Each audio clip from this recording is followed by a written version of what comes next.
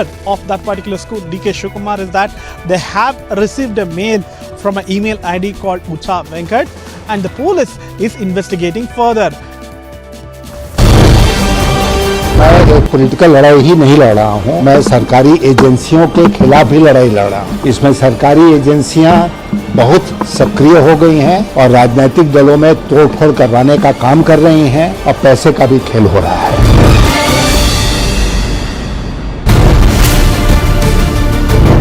Jolt has now been given to Uddhav Thackeray. Ram Kadam has now put down his papers and he got a very close aid of Uddhav Thackeray. Uddhav Thackeray camp is going to respond on this big development which has taken place in the politics of Maharashtra.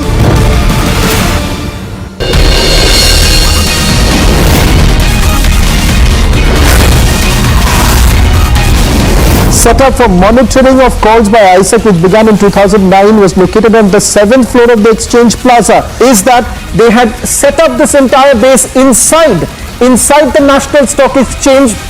The machines were basically bought from ISEC's private firm in. It is day 2 of the monsoon session of Parliament. Multiple adjournment motions are moved. The Congress is slated to hold a protest over the implementation of GST and essential items. The NEET frisking case probe gets bigger. The National Testing Agency issues a statement.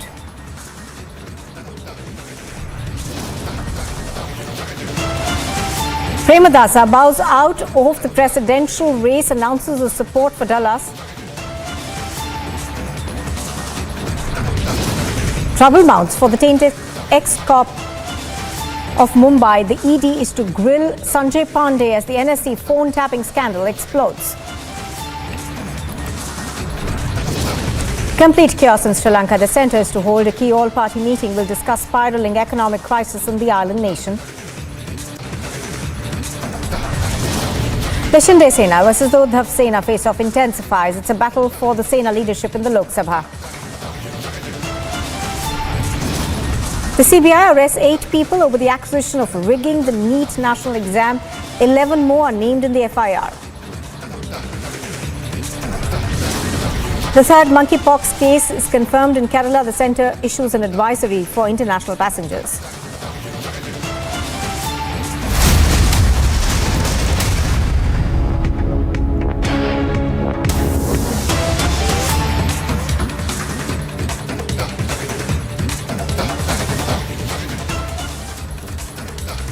Well, as the crisis in Sri Lanka spirals out of control, the leader of the opposition, Premadasa, has now decided to bow out of the presidential race. He's tweeted, for the greater good of my country that I love and the people that I cherish, I hereby withdraw my candidacy for the position of president. Now, that of course leaves 3 people in the fray. One of them, of course, is the acting president, Ranil Wickremesinghe, who is believed to have a large support from the Rajapakses. But do remember that Premadasa earlier had also said that I cannot promise the people that all their woes will end. That's not right, because the economic crisis will take a long time to essentially solve.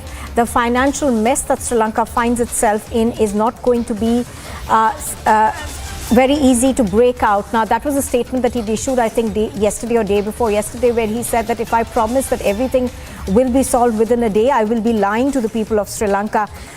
So right now, of course, we are perhaps looking at 3 candidates. Of course, one of them is the acting President Ranil Wickremesinghe, who now perhaps is looking at the lead in this race. Let's go across to Saloni.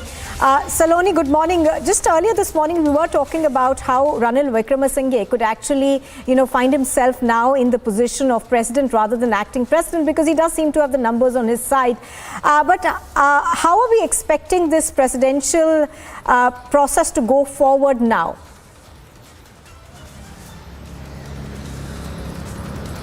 देखिए अभी पहले 4 candidate थे, अब वो 3 हो गए क्योंकि सजित प्रेमदासा जो लीडर ऑफ अपोजिशन थे उन्होंने वापस ले लिया है अपना नाम और उन्होंने डलस को समर्थन देने का ऐलान किया। यहाँ पर ये समझना बहुत जरूरी है कि अब 2 कैंडिडेट्स हो गए हैं राजपक्षा क्लैन की तरफ से, क्योंकि देखिए डलस इंडिपेंडेंट कैंडिडेट के तौर पर कंटेस्ट जरूर कर रहे हैं, लेकिन उन्हें कम से कम 20 से 30 जो सांसद हैं SLPP के, जो कि रूलिंग पार्टी है जिसके 157 करीब चेहरे हैं संसद में, वो समर्थन दे सकते हैं। लेकिन अभी भी रानिल विक्रमसिंघे ज्यादा आगे चल रहे हैं। वो एक ही सांसद के साथ कंटेस्ट कर रहे हैं प्रेसिडेंशियल इलेक्शन। उनकी महत्वाकांक्षा है प्रेसिडेंट बने रहने की, इंटरिम प्रेसिडेंट की जगह, लेकिन अभी वो मजबूत स्थिति में नजर आ रहे हैं। अगर हम बात करें अनुरा की, जो तीसरे प्रत्याशी हैं, कैंडिडेचर जिनका है प्रेसिडेंट इलेक्शन के लिए, उनकी सिर्फ 3 सीट्स हैं, मेन 3 सांसद हैं उनके, लेकिन वो मेन ऑर्गेनाइजर थे प्रोटेस्ट के। ये कहा जा रहा है, ये दबे छुपे अंदाज में कहा जा रहा है कि अनुरा मेन ऑर्गेनाइजर थे, एनपीपी पार्टी से आते हैं,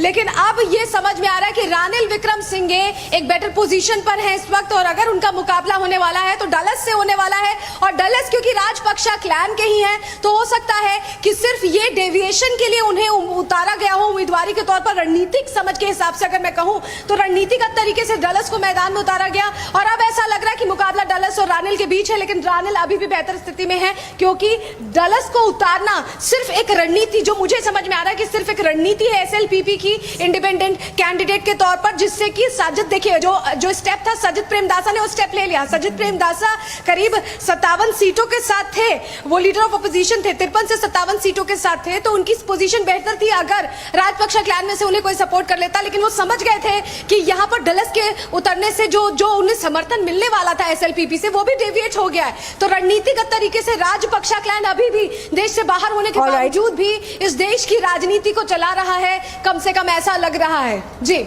Absolutely, Saloni, as you're pointing out, so Dallas Alaperuma, who also is someone who had actually supported the Rajapaksas in the past, according to you, could now be the front runner for the post of president. Thank you, Saloni, for joining us with those details.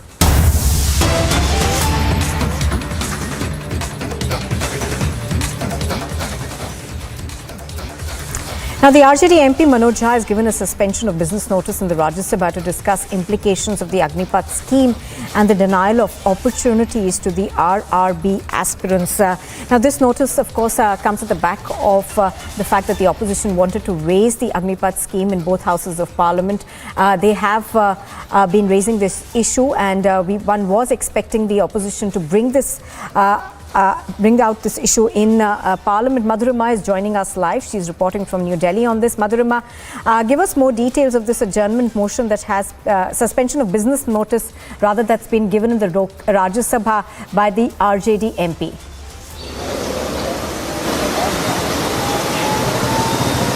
Well, this particular adjournment motion that has been given by RSP MP N.K. Premachandran, he has given this adjournment motion in the Lok Sabha in the backdrop of the incident that happened in Kollam yesterday in connection with the NEET examination that happened, where this particular student was asked to remove her innerwear. It is quite shocking. Madhurima, I was asking you about the RJD MP issuing a suspension of business notice in the Rajya Sabha to discuss the implications of the Agnipath scheme.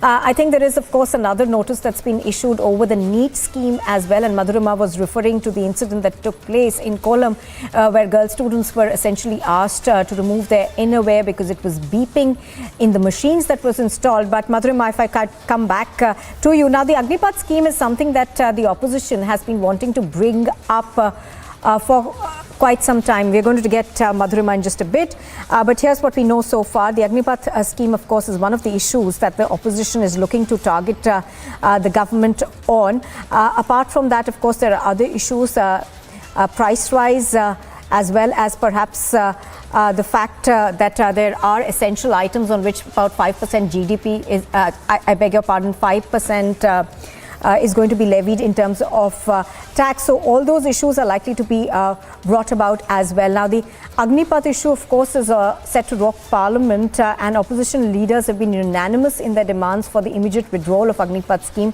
for recruitment in the armed forces. Now, this, of course, we are already seeing. We are given to understand that the RJD MP Manoj Jha has already given a suspension of business notice in the Rajya Sabha to discuss the implications of the Agnipath scheme.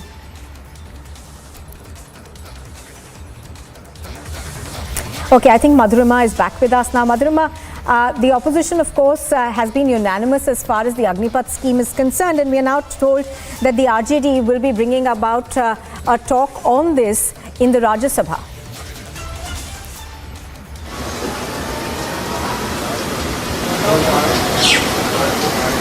Madhurima, if you can hear me, I was asking you about the Agnipath scheme, and we are given to understand that the RJD will be bringing up this issue in the Rajya Sabha today. Well, yes, absolutely, Nupur. This is, in fact, a very important issue that will be raised by the RJD, because ever since this scheme has been floated, and we know that Bihar was one of the epicenters of the wrath that was incurred following this scheme was launched by the central government. And if we remember that even Tejasvi Yadav, he came into the national capital to hold this press conference as well, where he asked multiple questions to the government about this entire scheme, and this was before the multiple press conference that were held by the chief of all the three staff, where they came out and categorically explained every point by point the entire scheme and how it's going to benefit the youth of the nation, whosoever is interested to be the part of the Indian forces. Also, this particular scheme has been in the agenda of the opposition parties, and now they are implementing it on the House, which is why this issue will be raised by the RJD. We'll have to wait and watch if it snowballs into any disruption in the House. Will it snowball into another controversy? Because last time as well, Rajya Sabha had suffered the wrath of such interruptions because of the multiple protests. It had only functioned for 47%. So we'll have to wait and watch as to how RJD raises this issue. Will this be a sincere discussion, or once again will there be a protest by the united opposition in the Rajya Sabha, Nupur? However, as far as RJD's motive behind the Agnipath scheme is concerned, what we need to highlight here is that RJD has been against this entire scheme since the beginning. They have been asserting that it will leave the youth who will apply for that 4-year tenure to be the part of the forces, that will leave them unemployed, and that is going to in the future affect the youth of the country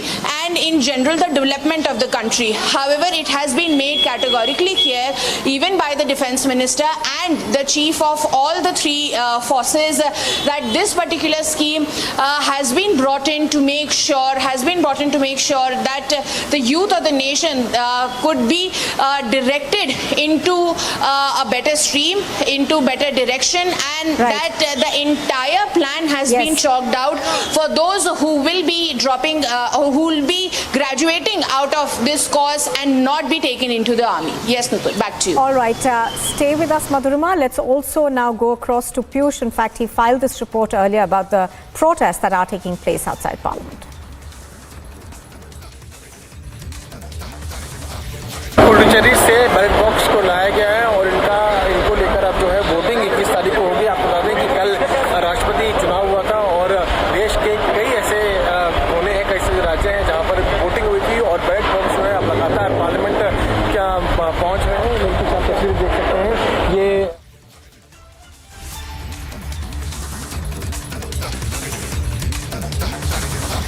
All right, so that of course is Piyush, who's reporting from outside Parliament, where the Gandhi statue is installed over a protest that is being led by the Congress Party. Now, the Congress Party, of course, is hoping to corner the government on a variety of issues, including a high inflation as well as what they say is continuous price rise, which is affecting common citizens. So those are issues that the Congress Party is is perhaps looking at to bring about in Parliament. But not just that, we are also expecting, of course, the issue of the Agnipath scheme to be talked about in Parliament. Do remember there are already motions that have been given for the discussion in both houses of Parliament over these issues.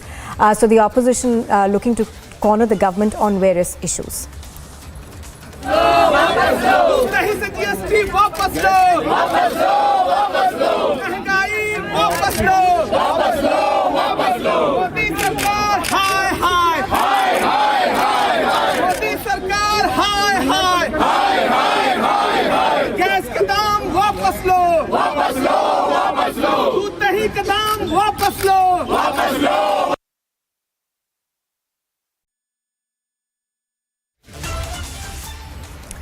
Well, those pictures on your screen are of the Congress protests that are taking place at the Gandhi statue right outside Parliament. The Congress wanting a discussion on various issues.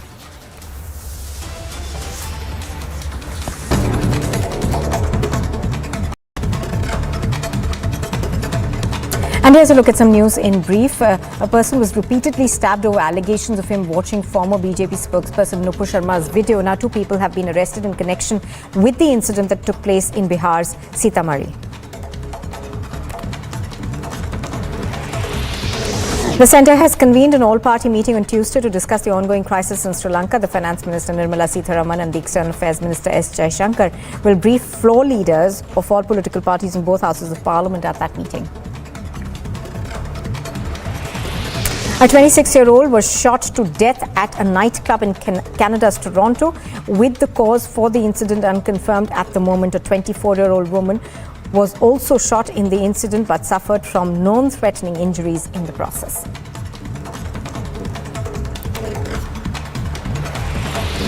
The school secretary, principal, school correspondent and 2 teachers have been sent to 15 days of judicial remand in connection with the death of a 17-year-old schoolgirl in Tamil Nadu's Kallakurichi.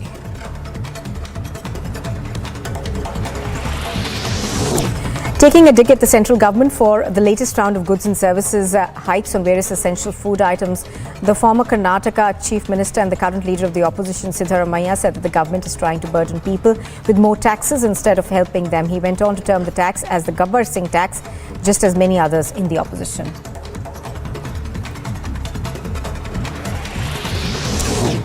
Former UK Chancellor Rishi Sunak extended his lead in the race to replace Boris Johnson as the Conservative Party leader and the British Prime Minister, as he added 14 more votes to his tally in the latest round of voting by Tory members of Parliament.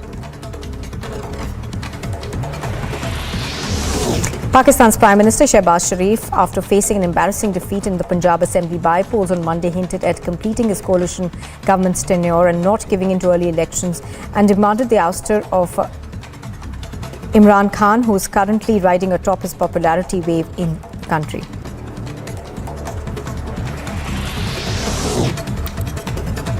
Senior TMC leader Abhishek Banerjee mocked the BJP over its decision to put West Bengal MLAs in a Kolkata hotel ahead of the presidential elections, apprehending cross-voting, and claimed that the party's resort politics was back to haunt it. Around 70 BJP lawmakers had been camping in a city hotel in Kolkata ahead of these elections. The veteran singer Bhupendra Singh has passed away at the age of 82. The singer, known for his songs like Dil Dhoondta Hai and Hoton Pe Aisi Baat, among many others, was in hospital in Mumbai. Several celebrities attended the singer's funeral held at Mumbai. A fire broke out in an electric bike showroom in Pune, damaging at least 7 bikes in the Ganga Dham area of the city. No injuries have been reported in the incident, with the fire tenders being in place immediately.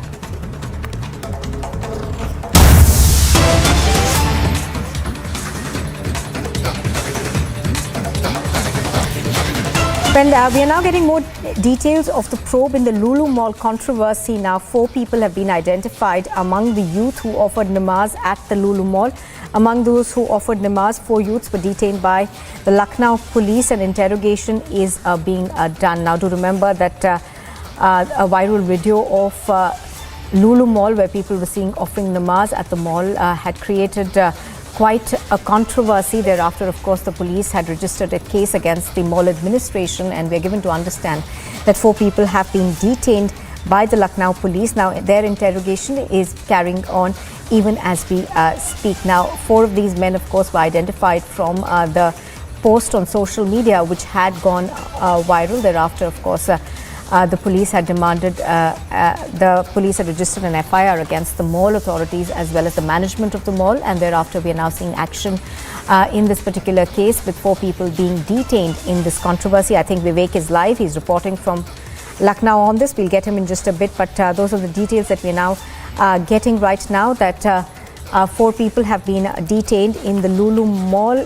case. Now, pictures that you see on your screen had gone viral on the social media, and thereafter, of course, there had been a lot of political reactions also that came in to this. I think Vivek is reporting on this. Vivek, give us more details of the action that's been taken by the police.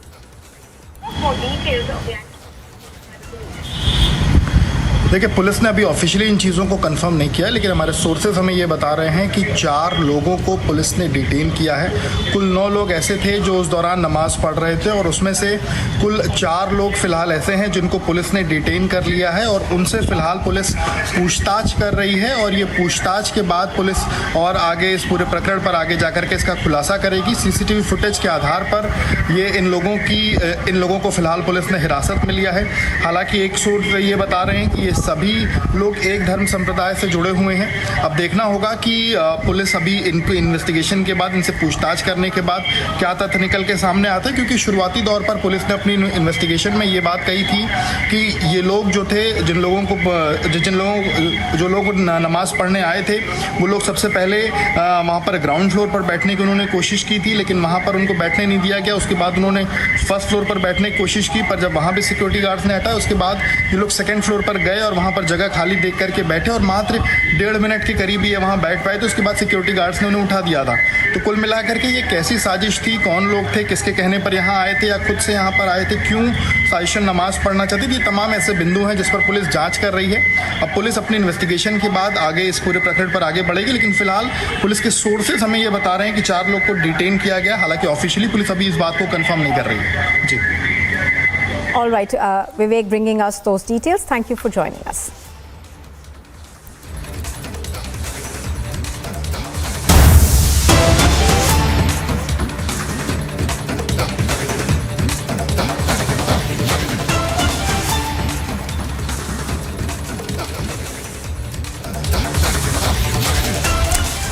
And here's the latest update. We are expecting that second autopsy that had been ordered by the Madras High Court to be conducted today. Now, this had come in after there had been widespread protests outside the school where this girl had allegedly committed suicide. Now, parents of the girl as well as several protesters have been protesting outside school, asking for a second autopsy now to be conducted. The Madras High Court, of course, had stepped in yesterday and ordered a second autopsy of the student to be conducted. I'm going to try and go across to Pragadish, who has more details on this, but the latest we are getting, of course, is that the second autopsy report is expected to be out now. This, of course, happened after the Madras High Court had stepped in yesterday, and thereafter we had seen angry protesters that had essentially been holding protests outside the school for a while, for quite some time now. Violence, of course, broke out on the premises of that private school in Tamil Nadu on Sunday over the death of this class 12 girl inside the campus. Protesters vandalized the school, and thereafter we are given to understand that the Madras High Court had stepped in and asked for a second autopsy to be conducted. Now, the girl allegedly had killed herself after facing harassment at the hands of 2 school teachers who have since, of course, been arrested in the case. The 17-year-old girl who was studying in class 12 was found dead on the 13th of July on the hostel premises. The girl, an inmate of the 3rd floor, was suspected to have ended her life by jumping to the ground from the top floor. Her body, of course, was spotted by a school watchman. Thereafter, there was one autopsy conducted, but the parents were unsatisfied with the reports, with the results of that autopsy. And thereafter, the Madras High Court, of course, had stepped in and asked for another autopsy to be conducted. The The cause of the death, as mentioned in the first autopsy report, was multiple injuries and hemorrhage. But the situation outside the school premises turned extremely tense after hundreds of those protesters began to protest what had taken place over there.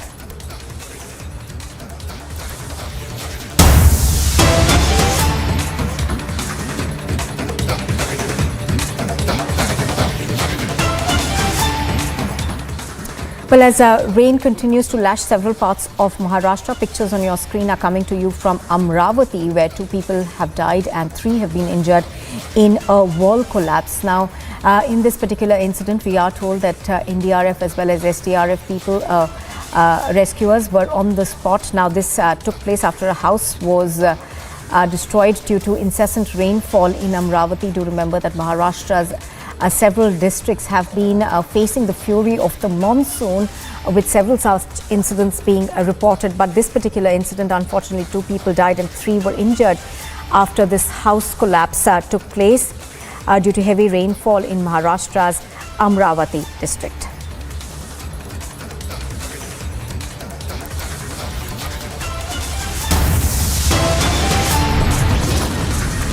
You are watching Republic TV, and still to come, Premadasa bows out of the presidential race, announces support to Dallas. Trouble is mounted for the tainted ex-Mumbai top cop. The ED to grill Sanjay Pandey as the NSC phone tapping case explodes.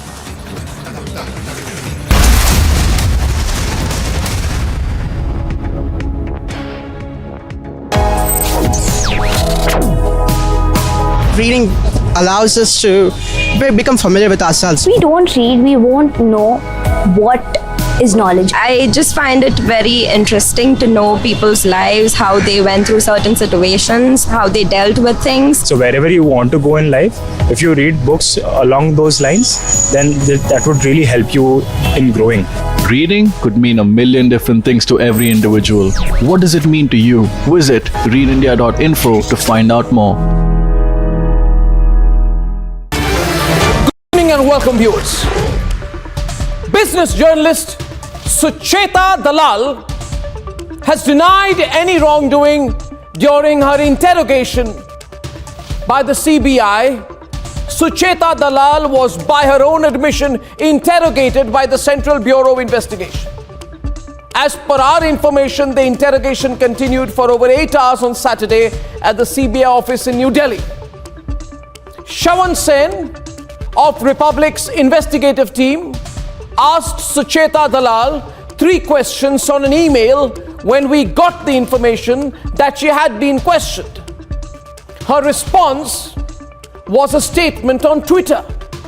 Now she claims, now this is purely her claim, that the CBI wants her expertise on the co-location scam in the National Stock Exchange.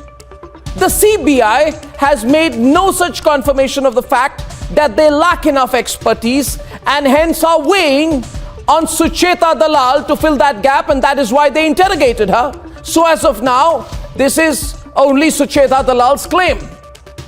Sucheta Dalal has denied the allegation against her by Mr. Ravi Narayan, former managing director at the National Stock Exchange, that she introduced the controversial Sanjay Pandey, Mumbai Police Commissioner till a month back, to him.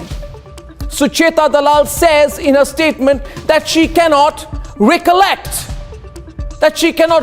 having made any such introduction. Now, these are Sucheta Dalal's claims. But public and national interest in the phone tapping angle of the National Stock Exchange scam is growing. And the details are ghastly, ladies and gentlemen. They are ghastly, and in simple words, here they are. I'll keep it less technical, but please hear this. There's a police officer, an IPS officer, who sets up a company in his family member's name. The company makes crores and crores and crores. He continues to be in uniform. Now this company of the IPS officer, in the name of cyber security of some kind, taps the phones using machines that tap MTNL lines. These big machines are all put inside the National Stock Exchange. The tapping, the illegal tapping, happens within the National Stock Exchange. And for this tapping, the company owned by the IPS officer Sanjay Pandey and his family members gets 4.7 crore rupees. Now, the company owned by the ex-Mumbai police commissioner and his family members gets another 8 crore rupees for other work from the NSE. In other words, this police officer makes allegedly a cool 12 plus crore rupees on the side using connections in the National Stock Exchange. Not just this, the police officer's company also defrauds the Securities and Exchange Board of India by issuing fraud audit certificates to high-risk brokerages, hence risking investor money. Now, Sucheta Dalal denies playing any.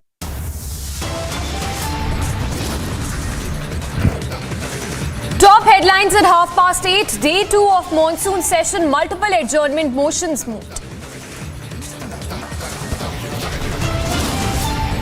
Congress stages protest over implementation of GST near Gandhi statue.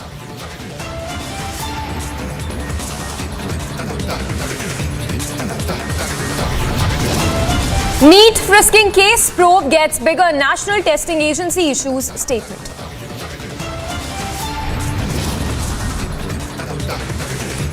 Premadasa out of presidential race announces support to Dulles.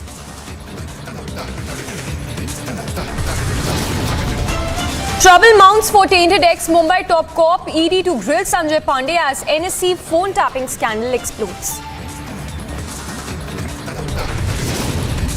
CBI arrests 8 people over the accusation of rigging the NEET national examination. 11 more named in the FIR.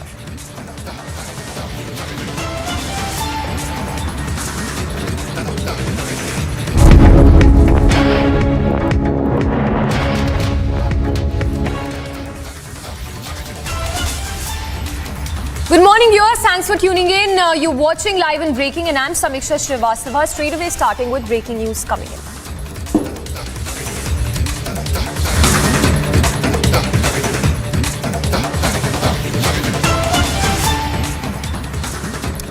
And breaking updates coming in on the Kalakuruchi death case. The Madras High Court, we are told, has ordered second autopsy of the student whose death by suicide sparked violence in Kalakuruchi. We have Pragadish reporting live from Kalakuruchi.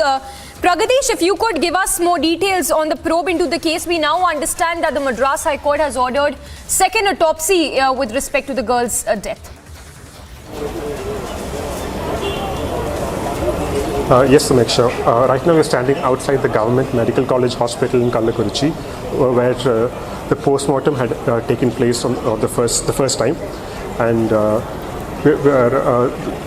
after the Madras High Court had ordered a consideration for a second autopsy based on the parents' complaint.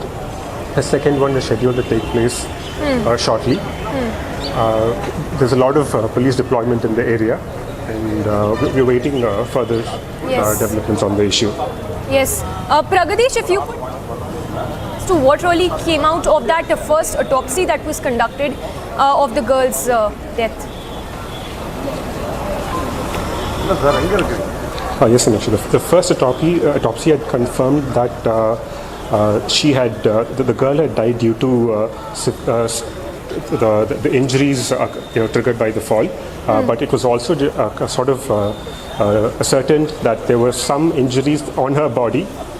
It was also certain that there were some injuries on her body that were recorded even before the fall, and the parents have claimed that she was physically tortured, and they also go to a certain extent claiming that she may have also been allegedly sexually abused, which is why they want a second opinion, and they've also approached the Supreme Court regarding this, seeking a doctor of their own choice who will conduct the second post-mortem. Yes. And Pragadish, we understand there is, of course, for obvious reasons, a lot of anger on the ground. The protests also turned violent. How is the situation as of now? Because from the visuals, it appears it's very difficult to pacify not just the family, but the people in general because of this shocking incident that has come to light. It's a very chaotic scene here. It's definitely a lot better than what it was yesterday or the day before, where hundreds of people had gathered at the school, and they had burned down several vehicles, at least 50 school vehicles, as well as police buses and vans.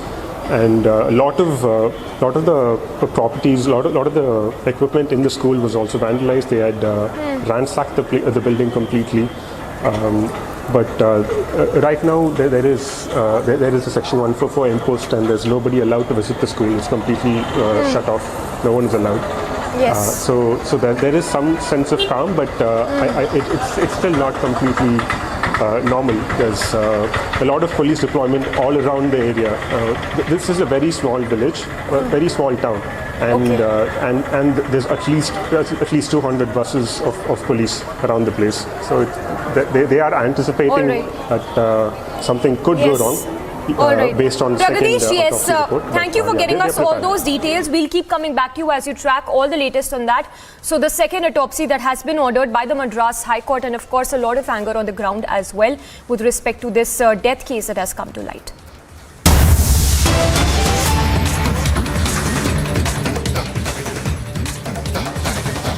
And tracking all the latest on the monsoon session, more updates coming in. Congress MP Dipinder Singh Hooda has given suspension of business notice in the Rajya Sabha over Centre's Agnipath recruitment scheme for entry into the armed forces. So the opposition completely up in arms over several issues, which also includes the Agnipath recruitment scheme. Remember, adjournment motions have also been notice has also been served with respect to the adjournment notices in the lower house, in the Lok Sabha as well.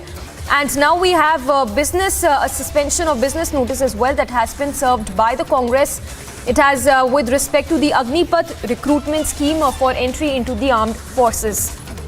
So multiple adjournments, not just in the Rajya Sabha, but also in the Lok Sabha with respect to the GST hike, as well as this one, the latest with respect to the Agnipath scheme that has been announced by the centre.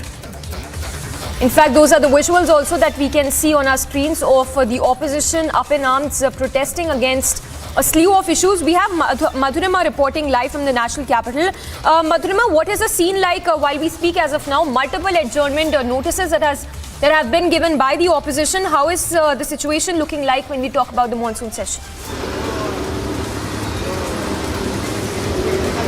Well, as far as monsoon session is concerned, joining the suit of the RJD, which has also issued a suspension of business notice in connection with the Agnipath scheme. Now we have Dipinder Hooda, the Congress MP, issuing a suspension of business notice yet again because of the Agnipath scheme. Now this is now likely hinting that there's going to be yet another uproar or yet another major argument on the floor of the House as far as this particular scheme is concerned, because ever since the central government has launched this Agnipath scheme, we have seen that the opposition parties have been coming at it, and they have been criticizing the entire scheme, questioning that those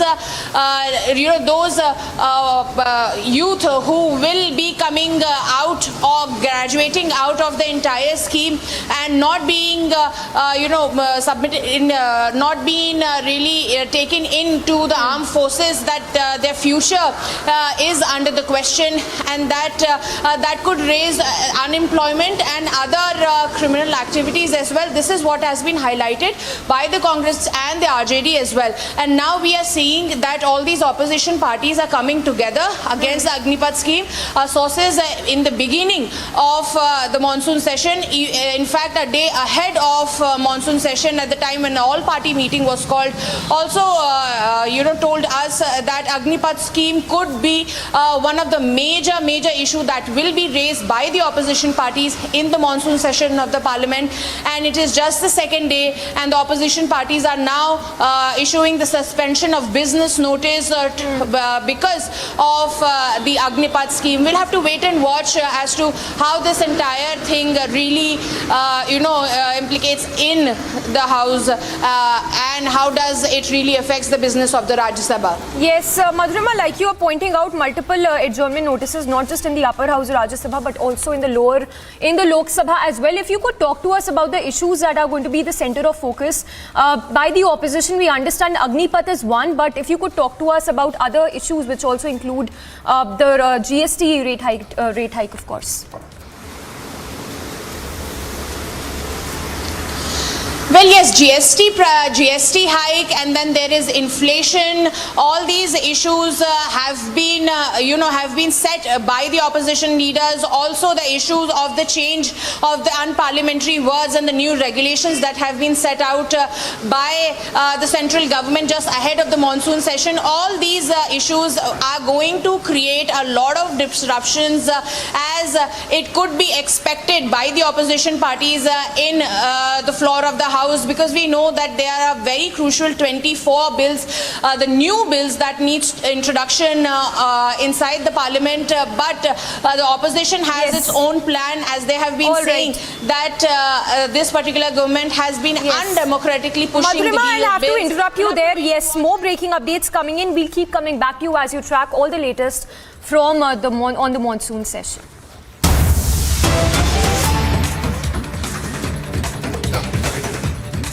Well, getting in Yogi Adityanath, UP Chief Minister's response on the Lucknow Mall controversy.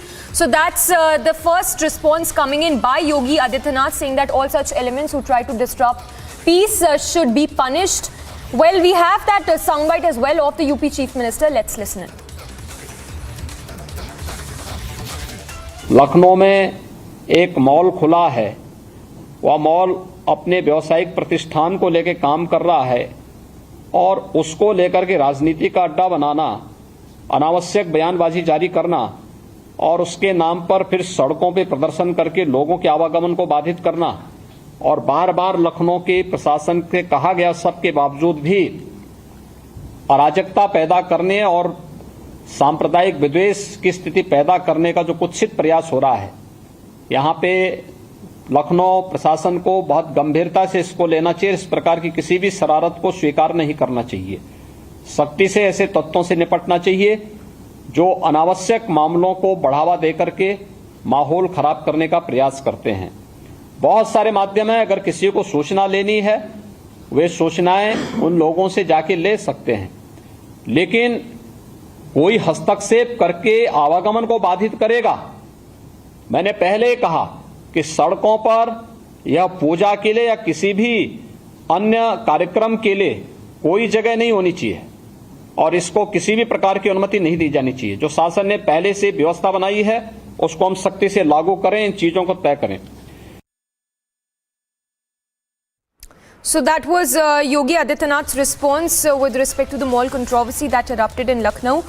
Chief Minister Yogi Adityanath making it very clear that all those who try to disrupt peace will be severely punished. Let's once again listen into that soundbite of Yogi Adityanath.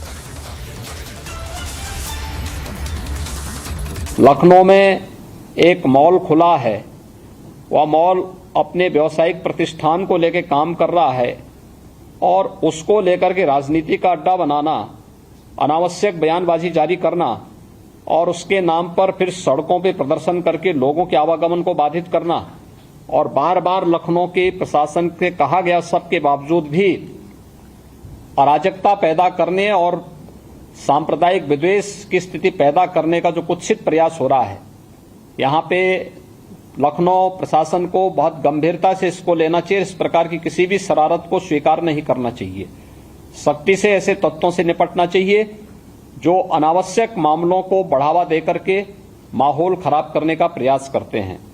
बहुत सारे माध्यम हैं, अगर किसी को सूचना लेनी है वे सूचनाएं उन लोगों से जाके ले सकते हैं, लेकिन कोई हस्तक्षेप करके आवागमन को बाधित करेगा। मैंने पहले कहा कि सड़कों पर या पूजा के लिए या किसी भी अन्य कार्यक्रम के लिए कोई जगह नहीं होनी चाहिए और इसको किसी भी प्रकार की अनुमति नहीं दी जानी चाहिए। जो शासन ने पहले से व्यवस्था बनाई है उसको हम सख्ती से लागू करें, इन चीजों को तय करें। Our executive editor for politics, Ishwarya, also joining us for more details. Ishwarya, if you could once again bring us up to speed on this whole controversy as well as a big statement by Yogi Adityanath.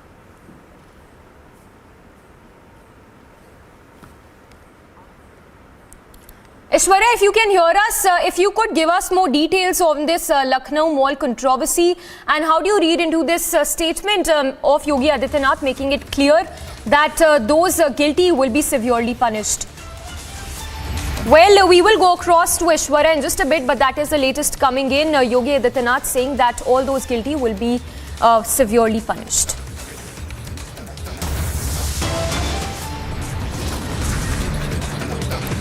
A very short break. It's day 2 of monsoon session. Multiple adjournment motions moved.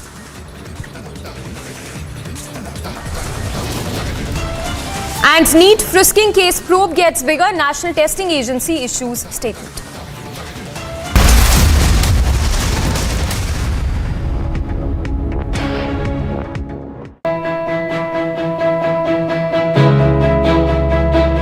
Getting a cab these days is nearly impossible because half the time you don't get rides.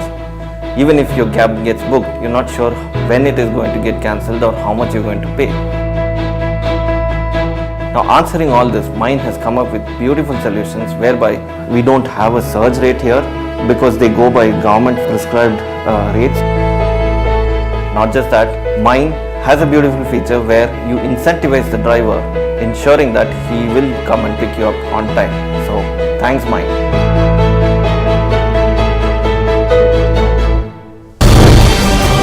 मैं एक political लड़ाई ही नहीं लड़ रहा हूँ, मैं सरकारी एजेंसियों के खिलाफ ही लड़ाई लड़ रहा हूँ। इसमें सरकारी एजेंसियां बहुत सक्रिय हो गई हैं और राजनीतिक दलों में तोड़फोड़ करवाने का काम कर रही हैं और पैसे का भी खेल हो रहा है।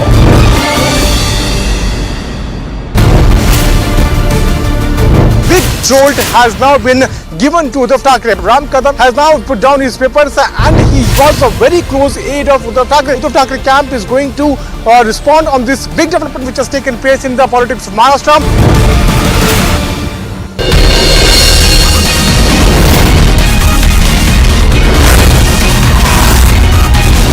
Setup for monitoring of calls by ISEC, which began in 2009, was located on the 7th floor of the Exchange Plaza.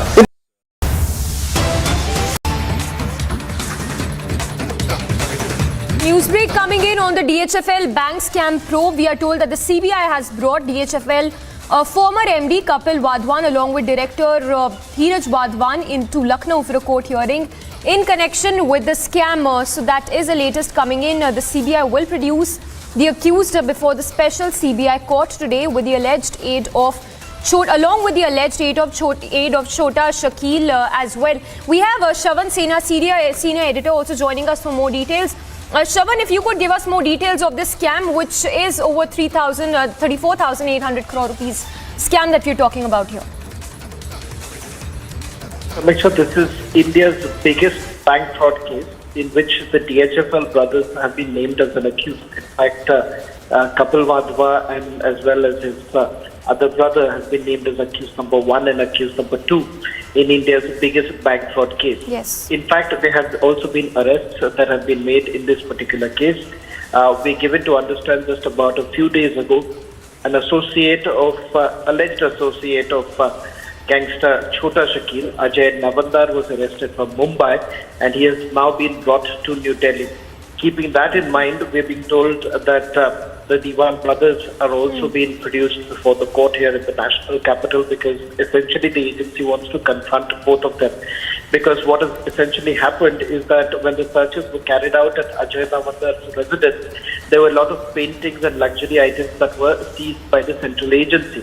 In fact, the suspect that Ajay Navandar was in the process of trying to sell these paintings before the CBI could have carried out these searches, primarily because these are paintings bought from the proceeds of crime.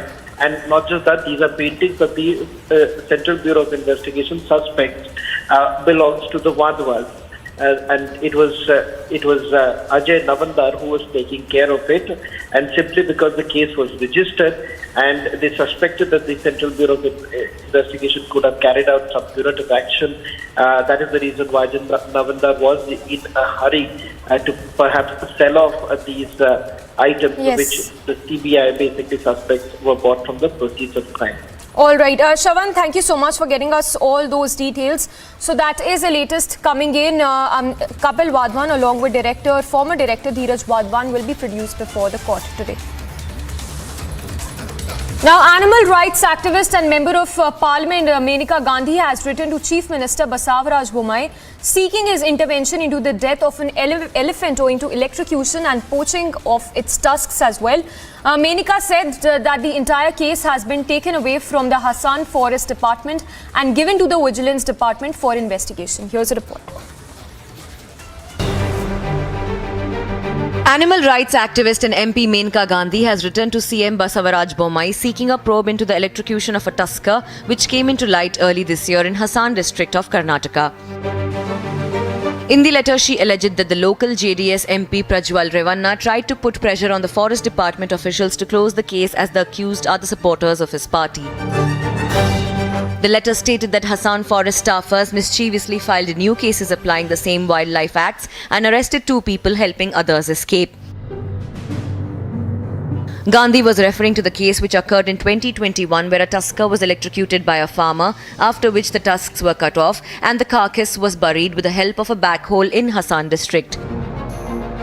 Menka Gandhi has also accused Forest Range Officer of Hassan of not following the law. Bureau Report, Republic TV. Slipping into a very short break, more news on the other side. Ex-Mumbai CP under the lens.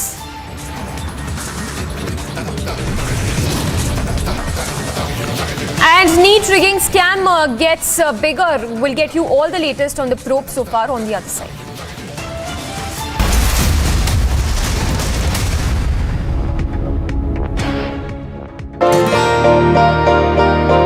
ನಾನು ಒಂದು agriculture ಲೈಸೆನ್ಸಲ್ಲಿ ಕೆಲಸ ಮಾಡ್ತಾಯಿದ್ದೆ. ಅದರಲ್ಲಿ ನಾನು ಸಂಪಾದನೆ ಮಾಡಿದಂಥ ಹಣ daily 25-30% ಹಣ ಕಮಿಷನ್ ಹೋಗ್ತಾಯಿತ್ತು. ನಮ್ಮ ಮನೆಗೆ ಏನು ಸಹ ತೊಗೊಂಡೋಗ್ತಾ ಇರಲಿಲ್ಲ. ಅದೇ ಒಂದು ಮೈನ್ ಕಂಪ್ನಿಗೆ ಜಾಯ್ನ್ ಆಗಿದ್ದೀನಿ. ಅದರಲ್ಲಿ 0 ಕಮಿಷನ್ ಇದೆ. ಅದರಿಂದ ಸಂಪೂರ್ಣ ನಾನು ದುಡ್ದಂಥ ಸಂಪೂರ್ಣ ಹಣವನ್ನು ನನ್ನ ಮನೆಗೆ ಸಹ ತೊಗೊಂಡೋಗ್ತಾಯಿದ್ದೀನಿ. ಅದರಲ್ಲಿ ಇನ್ನೊಂದು ಏನಪ್ಪ ಬೆನಿಫಿಟು ಅಂತ ಅಂದರೆ 5 ಲಕ್ಷ ಡ್ರೈವರ್ಗೆ ಹೆಲ್ತ್ ಇನ್ಸೂರೆನ್ಸ್ ಕೊಡ್ತಾಯಿದ್ದಾರೆ. ಇದರಲ್ಲಿ ತಿಂಗಳಿಗೆ 2999 ರೂಪಾಯಿ ರೀಚಾರ್ಜ್ ಇದೆ. ಇಲ್ಲ ಒನ್ ಡೇಗೆ 149 ರೂಪೀಸ್ ರೀಚಾರ್ಜ್ ಇದೆ. ನಾನು ಎಷ್ಟು ದುಡಿತೀನೋ ಅಷ್ಟು ಸಂಪೂರ್ಣ ಹಣ ನನ್ನ ಮನೆಗೆ ತೊಗೊಂಡೋಗ್ತಾಯಿದ್ದೀನಿ. ಇದರಿಂದ ನನ್ನ ಫ್ಯಾಮಿಲಿ ಸಹ, ನನ್ನ ಕುಟುಂಬ ಸಹ ತುಂಬ ಖುಷಿಯಾಗಿದೆ.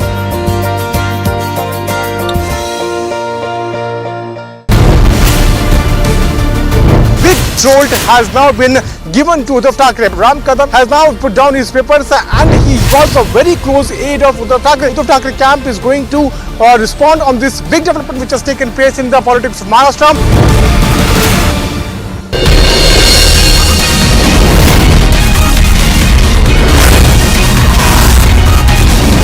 Setup for monitoring of calls by ISEC, which began in 2009, was located on the 7th floor of the Exchange Plaza. Is that they had set up this entire base inside the National Stock Exchange. The machines were basically bought from ISEC's private firm incorporated by the former Mumbai Police Commissioner Sanjay Pandey. A bomb scare mail was sent to National Hillview School, which was being owned by Congress leader DK Shivakumar in Bengaluru. According to the management, they had received a mail yesterday stating that they have planted a bomb in the school premises. Immediately, close to 1,500 students were shifted to a safest place. And even the police had rushed to the spot along with the bomb squad, which has already checked every nook and corner, and they have also said that they haven't found anything. Officers, they have cooperated. Immediately I have given instruction to my secretary and all the staff to vacate the entire building. The children were there, almost 1,500 odd. We have shifted all the children. Now the inspection is going on. As of now, what we get to learn from KPCC president as well as the owner of that particular school, DK Shivakumar, is that they have received a mail.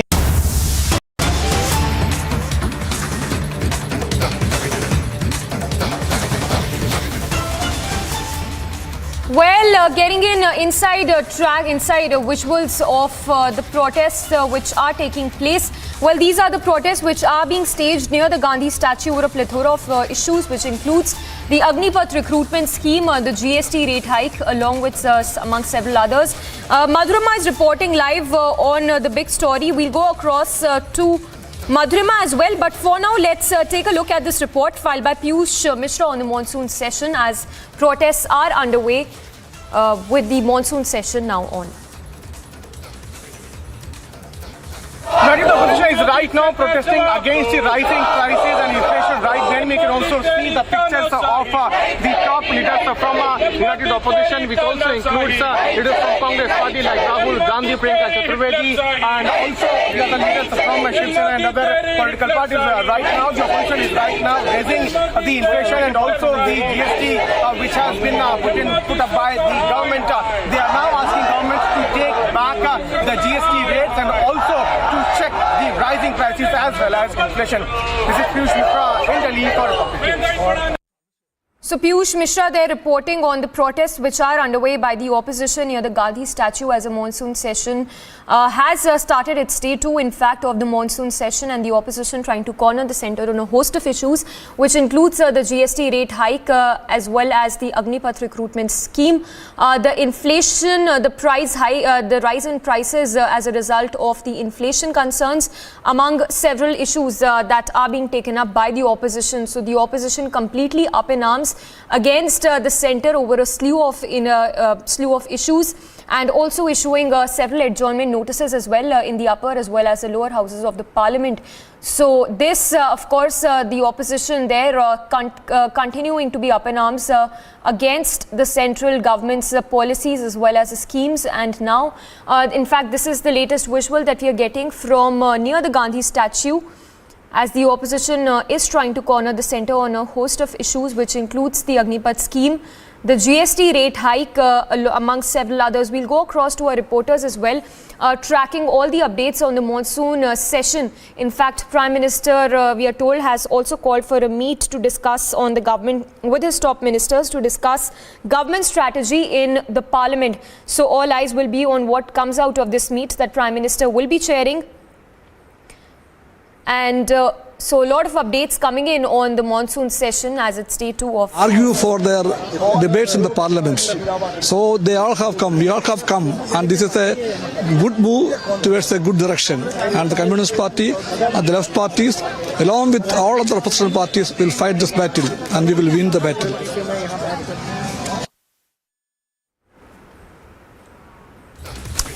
Well, tracking all the latest on the monsoon session, the opposition there trying to corner the central government over several issues, and we have those visuals as well coming in of several Congress leaders along with other opposition leaders who are staging a protest over inflation prices, the rise in commodity prices as well. GST rate hike is one of the several issues that is being taken up by the opposition there. In fact, a meet that has been called by Prime Minister Modi with the top ministers to discuss the government strategy going ahead in wake of the monsoon session which has started. In fact, it's day 2 of the monsoon session, and tracking all the latest on the discussions that will take place in the parliament today. But there you have the visuals of the Congress staging protest.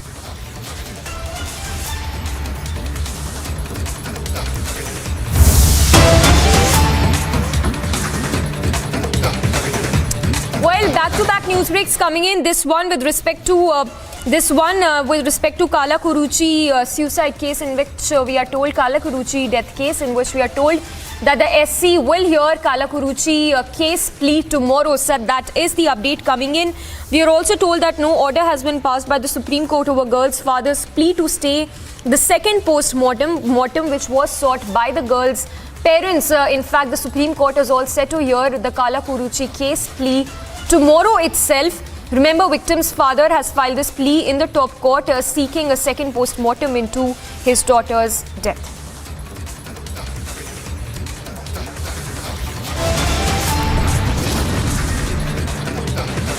A very short break. On the other side, we'll get you the latest on day 2 of the monsoon session.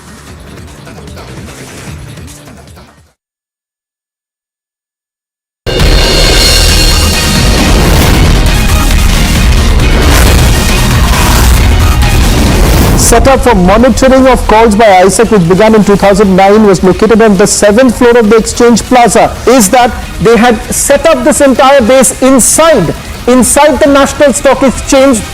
The machines were basically bought from ISEC's private firm incorporated by the former Mumbai Police Commissioner Sanjay Pandey. A bomb-scare mail was sent to National Hillview School, which was being owned by Congress leader D.K. Shivakumar in Bengaluru. According to the management, they had received a mail yesterday stating that they have planted a bomb in the school premises. Immediately, close to 1,500 students were shifted to a safest place. And even the police had rushed to the spot along with the bomb squad, which has already checked every nook and corner, and they have also said that they haven't found anything. Officers, they have cooperated. Immediately I have given instruction to my secretary and all the staff to vacate the entire building. The children were there, almost 1,500 odd. We have shifted all the children.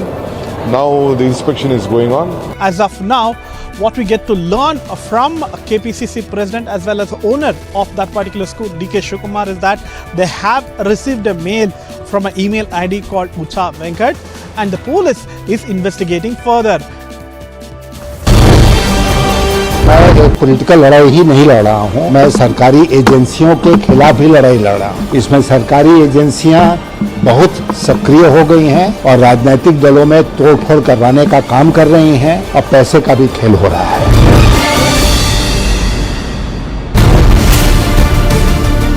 Big jolt has now been given to Uddhav Thackeray. Ram Kadam has now put down his papers and he was a very close aide of Uddhav Thackeray. Uddhav Thackeray camp is going to respond on this big development which has taken place in the politics of Maharashtra.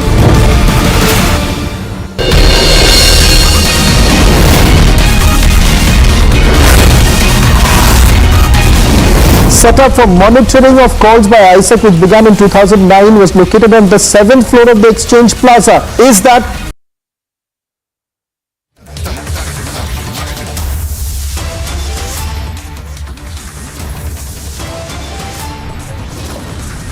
Day 2 of the monsoon session of Parliament, multiple adjournment notices are moved. Parliamentarians set for fiery discussions.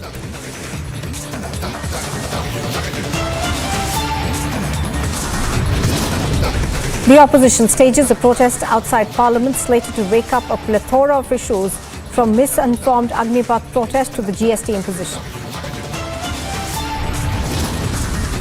Day 2 of monsoon session, multiple adjournment motions are moved.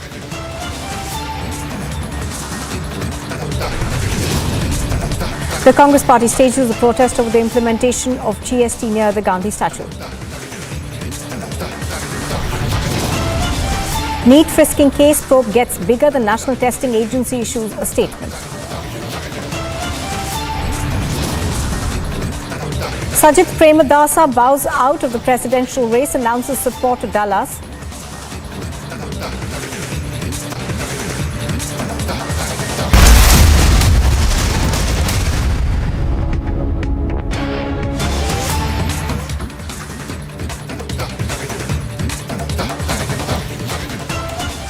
Well, it is day 2 of the monsoon session of Parliament and multiple adjournment notices have been moved. Parliamentarians, of course, are looking at fiery discussions. But apart from that, what we're given to understand is that a protest is being carried out near the Gandhi statue outside of Parliament. Even as we speak, the Congress party over there protesting at the Gandhi statue against various issues. Rate बढ़ रहा है, petrol diesel का बढ़ रहा है। हम तमाम महंगाई पे मोदी साहब से, भाजपा से जवाब चाहते हैं जो वो सदन में आके दें।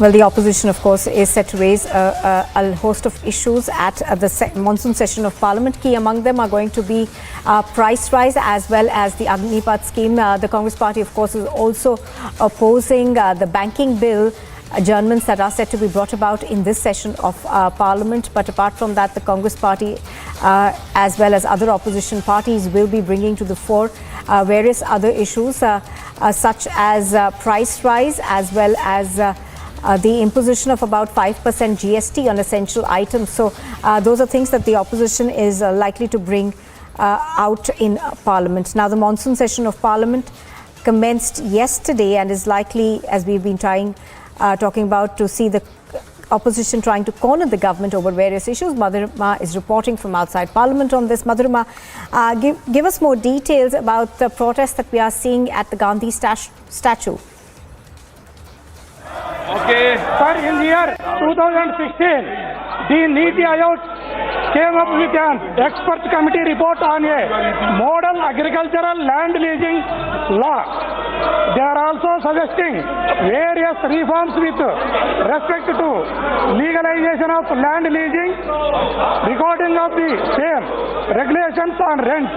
Among others, what measures has the government for implementation of these suggestions?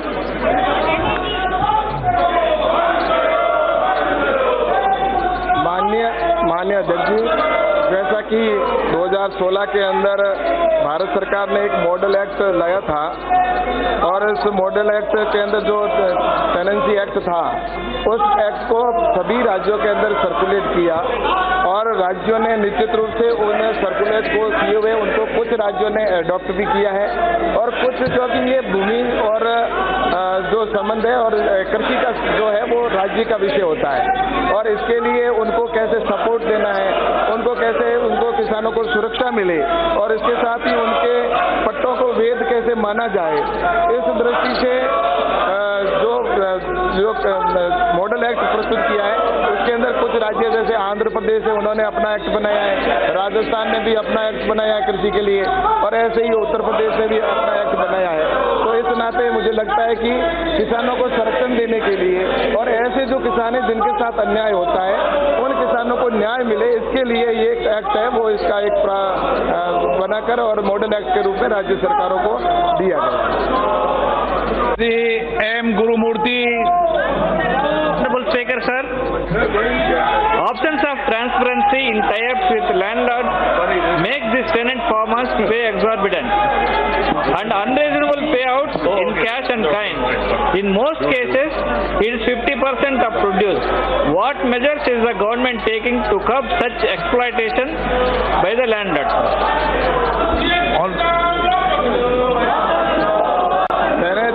माननीय अध्यक्ष जी, मैंने जैसा कहा कि ऐसे किसान हैं जिनको फसल बोने के बाद में अगर उनके साथ उत्पीड़न होता है तो उनके लिए कानून बना हुआ है और वो कानून के अंदर अगर आते हैं और कानून के दायरे के अंदर वो अगर जाते हैं तो उनको निश्चित रूप से उनका संरक्षण मिलता है और उसके लिए जो भूमि स्वामी है वो भूमि स्वामी अपने जब एग्रीमेंट पहले करता है तो उस समय जो उसकी शर्तें हैं उसके आधार पर वो अगर राज्य का एक्ट है उसके अंदर जाकर अगर न्याय मांगता है तो निश्चित रूप से न्यायालय के द्वारा उन ऐसे किसानों को संरक्षण भी मिलता है और न्याय भी दिया। संजय जायसवाल जी। बहुत धन्यवाद अध्यक्ष जी। मेरा माननीय मंत्री जी से आपके माध्यम से प्रश्न होगा कि बहुत सारे राज्यों ने प्रधानमंत्री फसल बीमा योजना को नहीं लागू किया है और अपनी योजनाएं हैं पर उनका जो स्टैंडर्ड है वो प्रधानमंत्री फसल बीमा योजना के बराबर का नहीं है। तो क्या सरकार इस बात पर विचार कर रही है कि सभी राज्य के कृषि मंत्रियों को बुला करके यहाँ बैठक करके प्रधानमंत्री फसल बीमा हर राज्य में लागू हो, इसके बारे में क्या कोई विचार सरकार कर रही है? हेलो, माननीय सदस्य जी ने जो प्रश्न किया है कि फसल बीमा योजना, वैसे जो फसल बीमा योजना जो नई फसल योजना बनी है उसके अंदर सभी राज्यों से राय लेकर ही उसने बनाई गई थी और अभी भी हमारी यहाँ पर जो मीटिंग हुई थी जिसमें देश भर के सभी जो कृषि मंत्री हैं उनको बेंगलोर के अंदर मीटिंग हुई और इस विषय पर भी चर्चा हुई है और उसके अंदर ये किसानों उन मंत्रियों से आग्रह किया है कि आप जो एक फसल बीमा है उसको लागू करें। बाकी वैसे राज्य हैं वो अपनी फसल बीमा योजना के लिए स्वतंत्र है, लेकिन कुछ राज्यों ने जैसा कि आंध्र प्रदेश है, आंध्र प्रदेश ने पहले इस योजना से इस जो नई फसल बीमा नीति से बाहर गए थे, लेकिन अब उन्होंने वापस 1 साल के बाद में पुनः उन्होंने अडॉप्ट किया। तो इस तरह से ये जो नई फसल बीमा नीति है उसको लेकर राज्य भी और राज्य सरकार के निश्चित रूप से हम संपर्क में और उनसे इस बात पर चर्चा भी होती है और मीटिंग भी करते हैं। Question number 22 Shri CN Annadurai.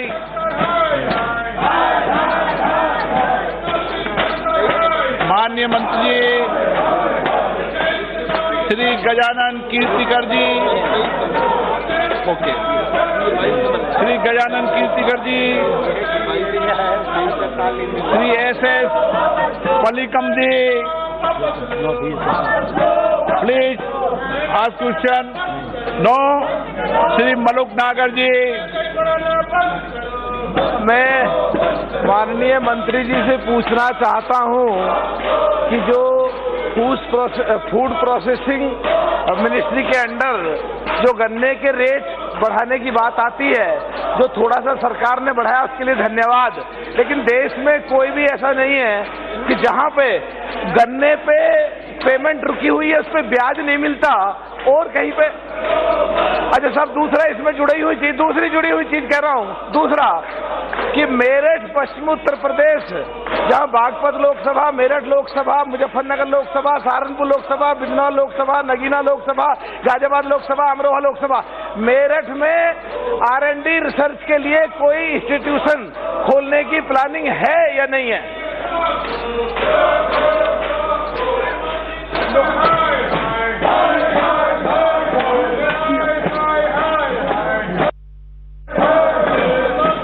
माननीय मंत्री जी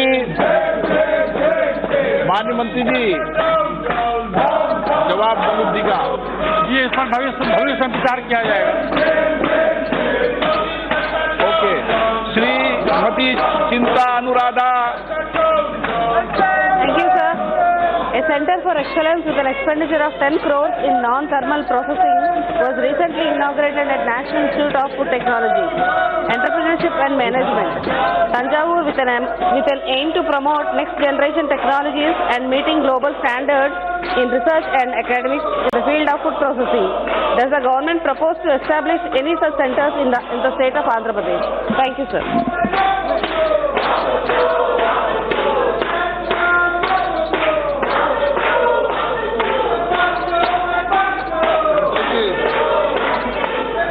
आवाज सर सुनाई नहीं पड़ रहा, आवाज सुनाई नहीं पड़ रहा, मुझे सुनाई में पड़ रहा है।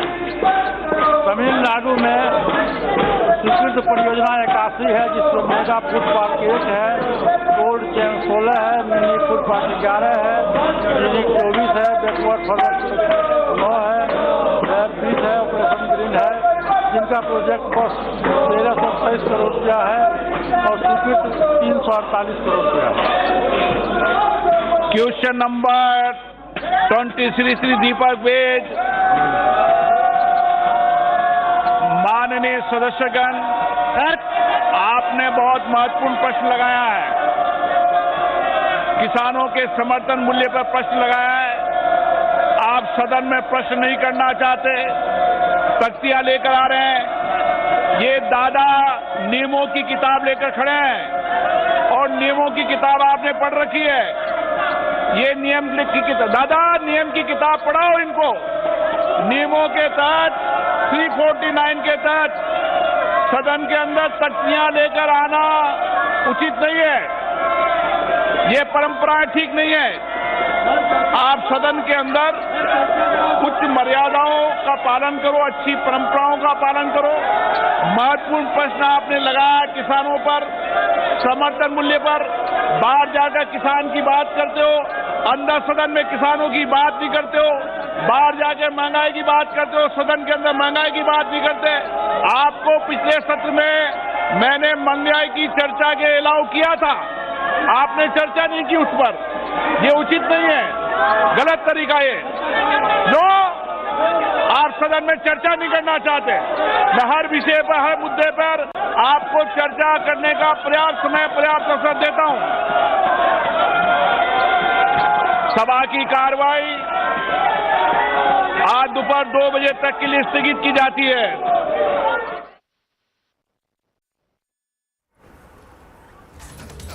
All right, so pictures you see on your screens are of the proceedings that are currently on in both houses of parliament. Now, even as these proceedings are on, there is a protest that's taking place outside outside parliament. Now, both houses, of course, have been adjourned.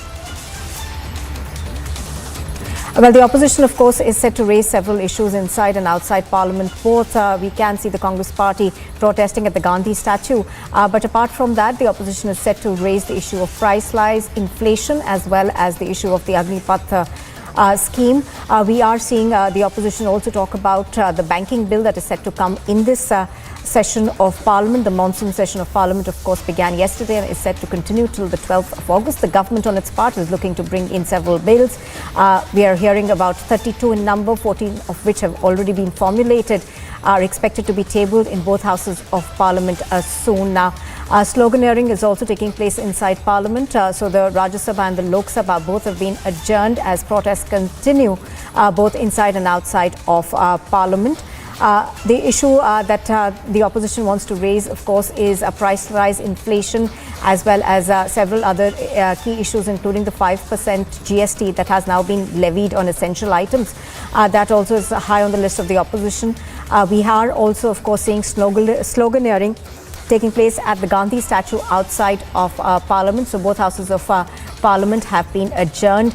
At the moment, I think there will be convening at about 2 o'clock this afternoon. So a massive showdown that's taking place both inside and outside of Parliament. Now, there are several bills that the government is looking to bring about in the monsoon session of Parliament.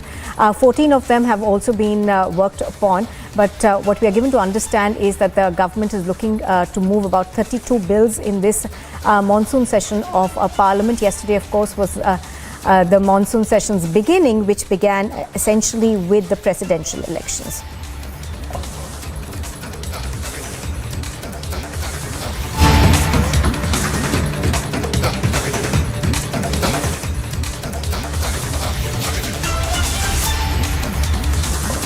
In fact, as the battle between the Uddhav Thackeray and the Eknath Shinde camp of the Shiv Sena reaches a fever pitch, we are now given to understand that after Uddhav Thackeray, now a jolt to Aditya Thackeray, the Chief Minister Eknath Shinde has expelled the Yuva Sena Secretary Varun Sardesai. This is news that we are just getting. So Varun Sardesai being expelled by Eknath. Alicia is on the phone line. She's getting us more details. Now, we are given to understand that Eknath Shinde has appointed Kiran Sali as the Yuva Sena chief. Give us more details. Well, yes, Nupur, after Uddhav Thackeray, it's another jolt to Aditya Thackeray because Chief Minister Eknath Shinde has announced that and also expelled Yuva Sena Secretary Varun Sardesai from the post and appointed Kiran Sali as the new Yuva Sena Secretary. So back to back, we are seeing the update, and we know that Eknath Shinde, who is in Delhi, and specifically now there are 12 MPs of Shiv Sena that are the joint hands with Eknath Shinde, and they are right now in the Maharashtra Southern. Late night, what we have been told that Eknath Shinde, who reached Delhi right after he went to Maharashtra Southern, and there was a meeting that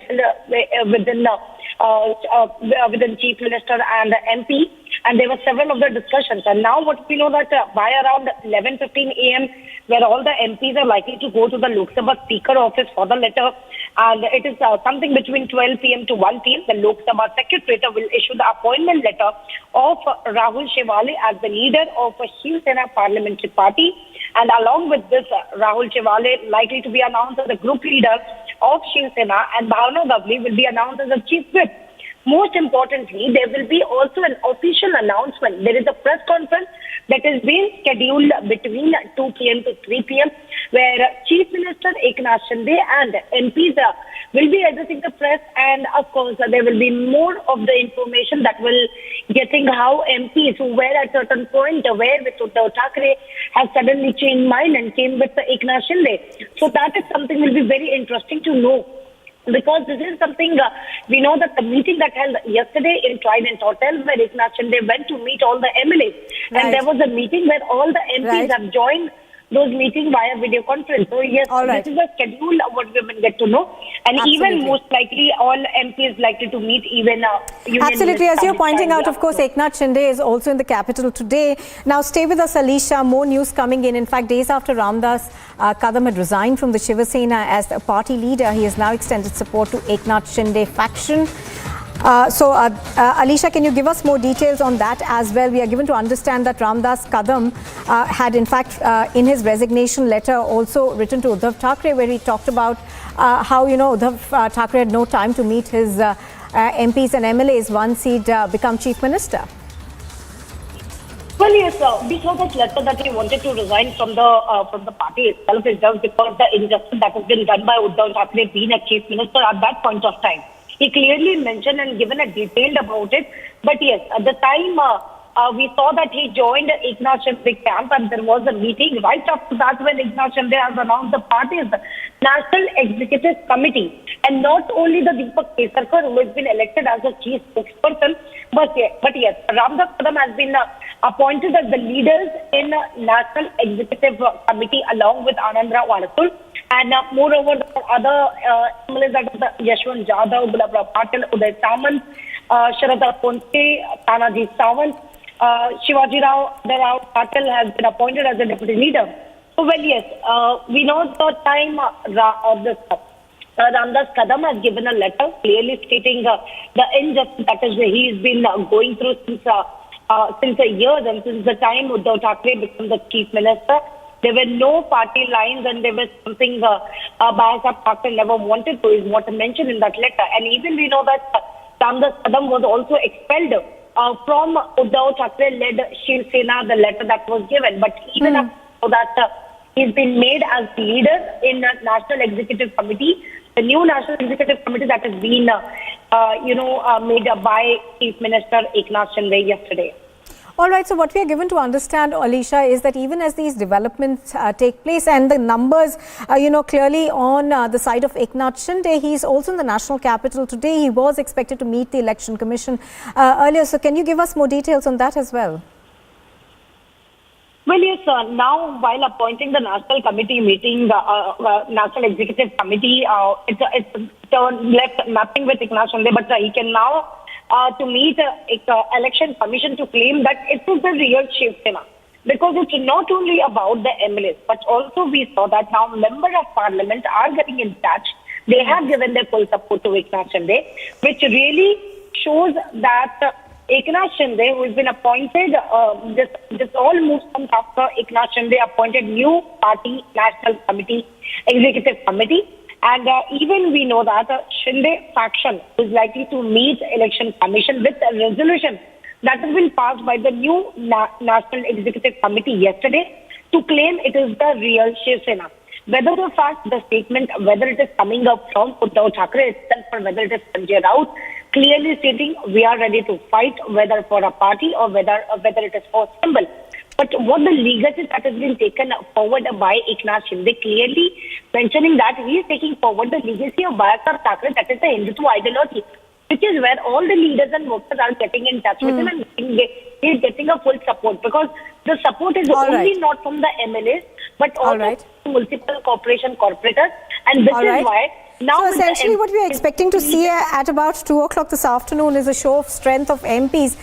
Thank you for joining us, Alicia.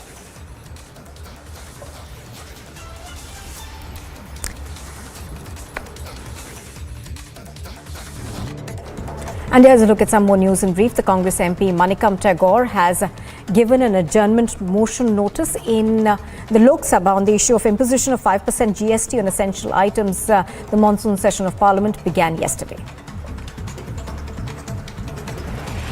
The RSP MP N.K. Premachandran has also given an adjournment motion notice in the Lok Sabha on the incident of forcing girl students to remove innerwear before entering the examination hall during a NEET examination in Kollam yesterday.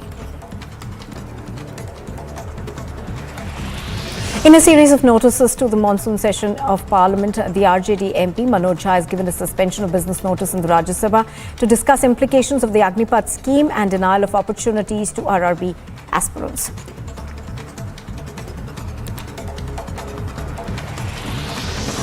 The DMK Rajya Sabha MP Tiruchi Siva has given a suspension of business notice under Rule 267 on the issue of hike in the price of petroleum products, leading to increase in price of essential commodities. As the tussle grows between Uddhav Thackeray and the Shinde camp, Maharashtra's Chief Minister Eknath Shinde is likely to meet the Election Commission to claim they are the real Shiv Sena. This move comes after the Chief Minister Shinde appointed a new party National Executive Committee. Now, this also comes ahead of the Supreme Court's hearing, which is set to be held tomorrow. Meanwhile, the BJP MLA Parag Shah has also held a meeting with the MNS Chief Raj Thackeray at his residence.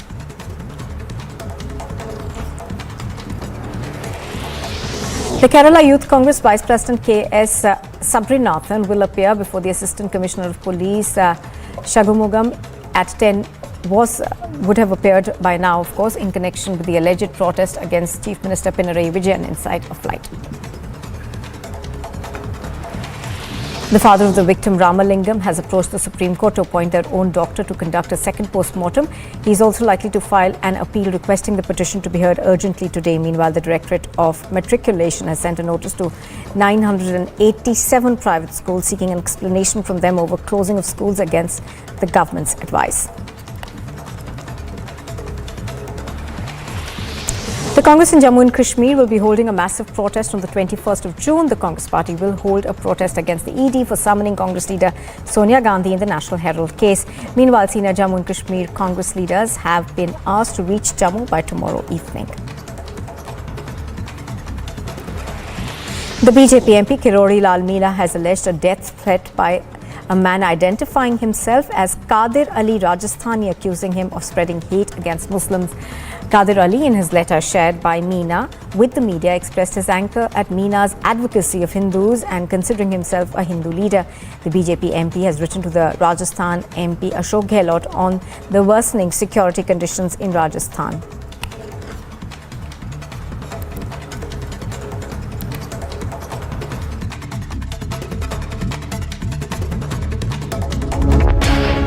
Now, in a shocking incident, a man named Naveen Dodamani was attacked by perpetrators after his throat was slit at Dharwad district in Karnataka. A case has been registered and Naveen is currently undergoing treatment at a local hospital. In yet another case of public apathy, a heart-wrenching incident was reported from Karnataka's Dharwad. 28-year-old Naveen Dodamani throat was slit by perpetrators near Nugikere village of Dharwad. When Naveen was struggling and begging for help from people to shift him to hospital, nobody came forward to help him. Instead, they were recording his struggle for life and death on their mobile.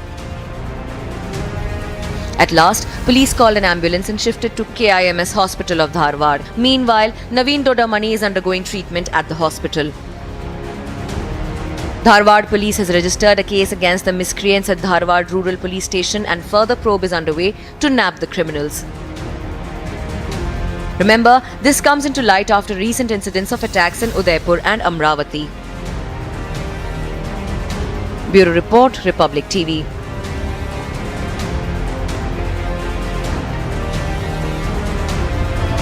You are watching Republic TV and a lot more coming up next, including Sajith Premadasa bows out of the presidential race in Sri Lanka.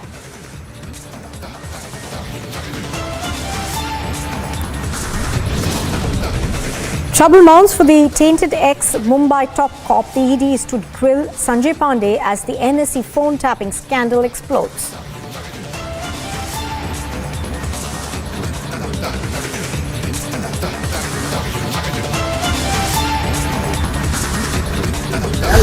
The opposition parties are staging protests inside both the houses of the parliament and following which the both have been adjourned till 2 p.m. Stay tuned to Republic TV. We'll be right back after a short break bringing you all updates from the parliament in the upcoming monsoon session.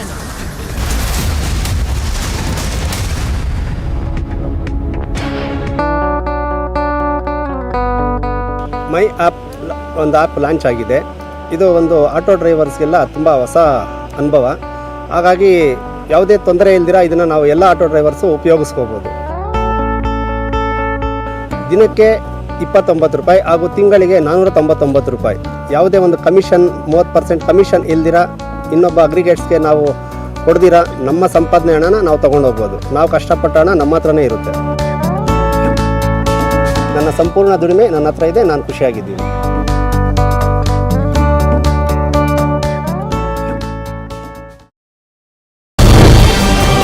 मैं एक political लड़ाई ही नहीं लड़ रहा हूँ, मैं सरकारी एजेंसियों के खिलाफ ही लड़ाई लड़ रहा हूँ. इसमें सरकारी एजेंसियां बहुत सक्रिय हो गई हैं और राजनीतिक दलों में तोड़फोड़ करवाने का काम कर रही हैं और पैसे का भी खेल हो रहा है.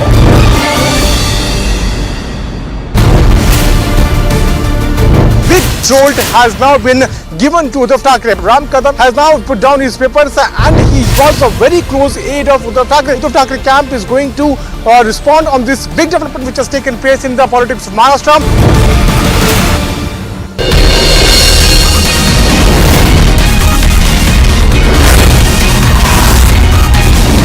Setup for monitoring of calls by ISEC, which began in 2009, was located on the 7th floor of the Exchange Plaza. Is that they had set up this entire base inside the National Stock Exchange. The machines were basically bought from ISEC's private firm incorporated by the former Mumbai Police Commissioner Sanjay Pandey. A bomb-scare mail was sent to National Hillview School, which was being owned by Congress leader DK Shivakumar in Bengaluru. According to the management, they had received a mail yesterday stating that they have planted a bomb in the school premises. Immediately, close to 1,500 students were shifted to a safest place.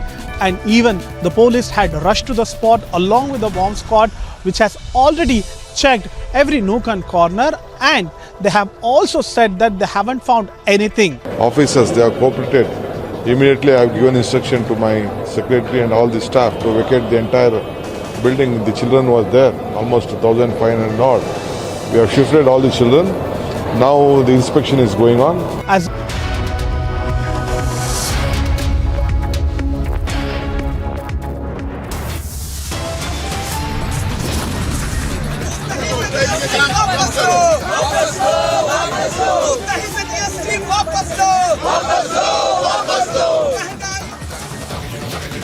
Top headlines at 11:30. Opposition stages protest at Parliament, slated to rake up plethora of issues from misinformed Agnipath protest to GST imposition. After Uddhav, Shinde jolt strikes Aditya Thackeray, Shinde appoints own Yuva Sena secretary.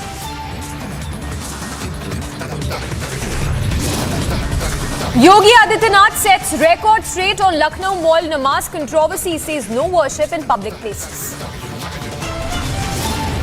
NEET frisking case probe gets bigger, NTA makes it clear, says no permit such alleged activities. Trouble mounts for tainted ex-Mumbai top cop, ED to grill Sanjay Pandey as NSC phone tapping scandal explodes. First Gotabaya flees, now Premadasa out of presidential race as complete chaos ensues in Sri Lanka.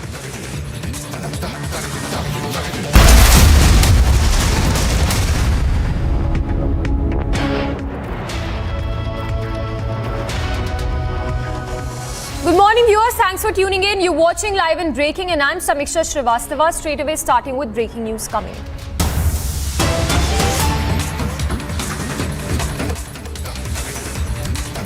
The Supreme Court has transferred all petitions against Agnipath to the Delhi High Court. The Delhi High Court will now hear all petitions on the Agnipath scheme. We have our executive editor for legal affairs, Rhythm, also joining us. Rhythm, if you could share more details with us. All petitions against Agnipath now transferred to the Delhi High Court.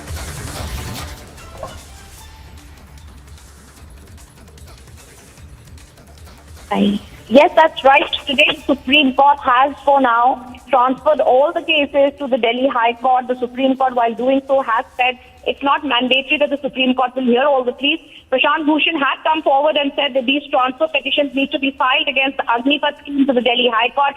Finally, the Supreme Court transfers the 3 petitions pending with it to the Delhi High Court. Only the Delhi High Court will hear all the petitions against the Agnipath scheme. As the Supreme Court transfers the petitions, they've also said the Delhi High Court will hear these petitions, and they said only after the order of the Delhi High Court can one approach the top court of the country. So news that's coming in right now is that all the Agnipath transfer cases, SC has transferred all the petitions to the Delhi High Court, which will hear the petitions. Only after the petitions are heard, any other party can then come back to the top court. Rhythm, please stay with us. If you could share more details with us on these petitions related to the Agnipath scheme. Well, absolutely. This is a scheme that was being questioned and challenged in the top court of the country. We saw Advocate Premadasa Sharma, Prashant Bhushan come up in the court and say that there needs to be on the recruitment, there needs to be certain parameters that needs to be followed.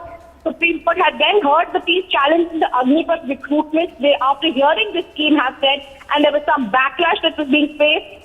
Some pleas were filed in the court challenging the centre's Agnipath recruitment scheme. However, Agnipath scheme, remember, had come under the scanner by a section of the population who have argued against the Yojana. This was a bench that was hearing the matter, and they said that all these cases will first be decided in the Delhi High Court, after which, whatever the decision is, they can then come back to the Supreme Court. All right. Rhythm, just a follow-up question. If you could, once again, for the benefit of our viewers, take us through the Agnipath scheme as well, because we understand there are a lot of misconceptions as well. And what does this mean going ahead with the Delhi High Court now set to hear all these petitions? Well, the Delhi High Court will be quickly hearing this matter now that the Supreme Court has come out with this particular judgment, that this particular order, where they say it's the Delhi High Court that is to hear all of these cases. Similar petitions that are also pending will be heard by the Delhi High Court. As regards similar petitions, the Supreme Court said the High Court should either give an option to the petitioner to either have their petitions transferred to the Delhi High Court or keep the petitions pending with liberties. The Supreme Court has basically noted the multiplicity of petitions on the subject would not be desirable or proper, and that's why they said to first let the Delhi High Court give a decision in this regard, after which they shall hear it if need be. All right. Rhythm, thank you so much for getting us all those details. So that is the latest coming in. Supreme Court has transferred all the petitions on the Agnipath to the Delhi High Court. The Delhi High Court now is all set to hear these petitions after the Supreme Court transferred all these petitions related to the Agnipath scheme. So all eyes on what comes out of the Delhi High Court hearing, which will take place in a few days, on these pleas relating to the Agnipath scheme.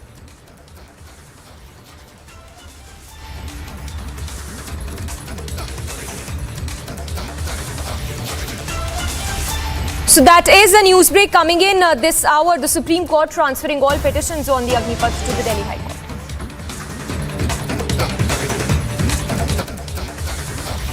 Well, on to more news break coming in. Sources telling Republic that MPs will go, some MPs will go to the Lok Sabha Speaker's office for the letter. In fact, between 12 p.m. to 1 p.m, we are told the Lok Sabha Secretariat will issue the appointment letter of Rahul Shewale as a leader of Shiv Sena Parliamentary Party. So a lot of source-based information that is coming in. Along with this, we are told that Rahul Shewale will be announced as the group leader of the Shiv Sena. We'll be going across to Alicia as well to get us more details.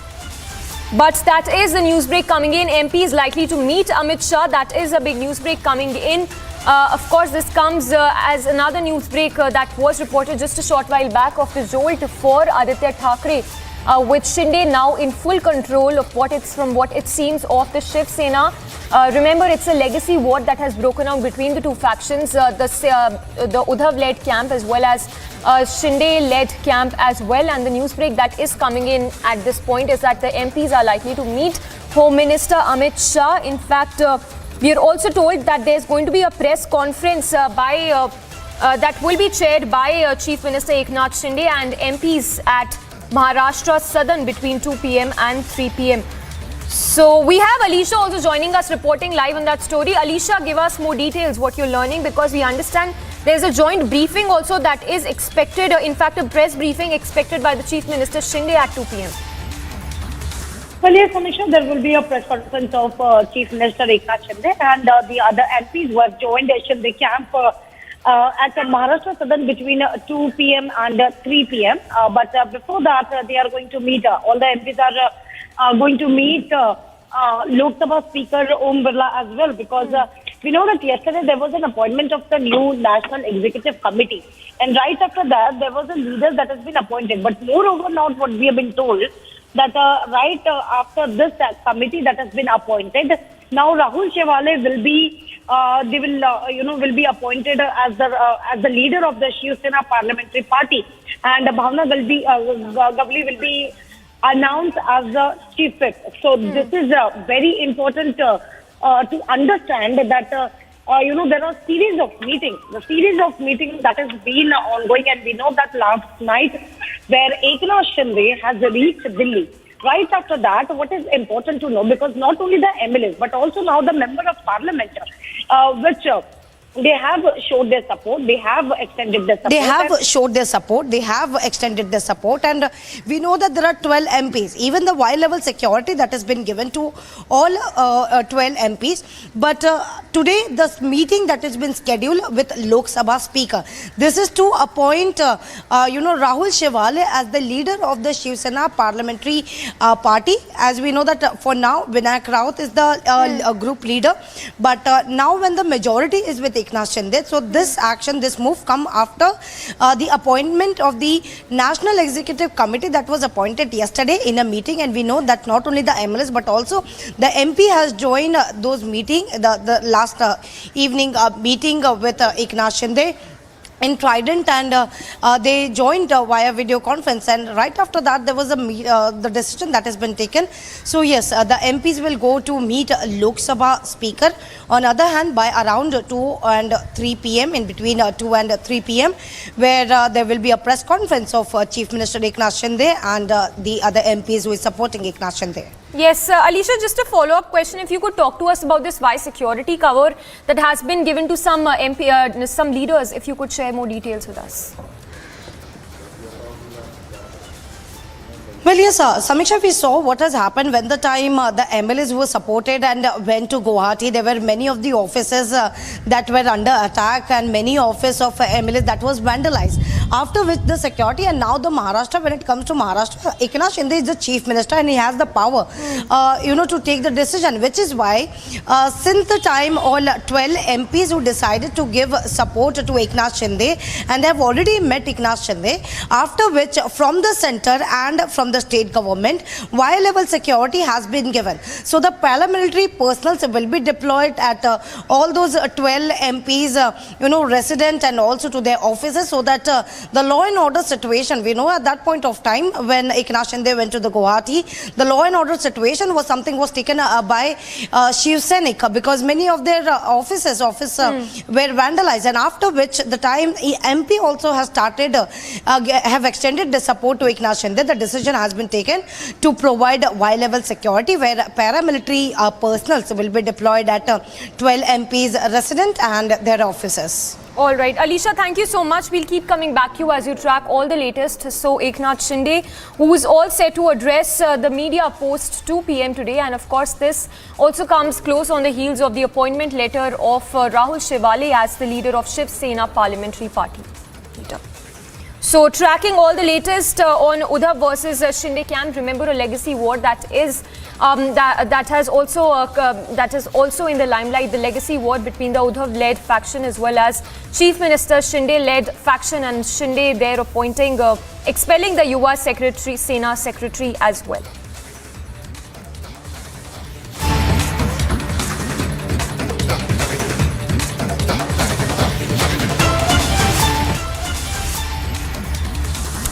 And more breaking news coming in, this one with respect to Cabinet Minister Pashupati Nath, who's spoken to Republic on the opposition protest inside and outside the Parliament on day 2 of the monsoon session.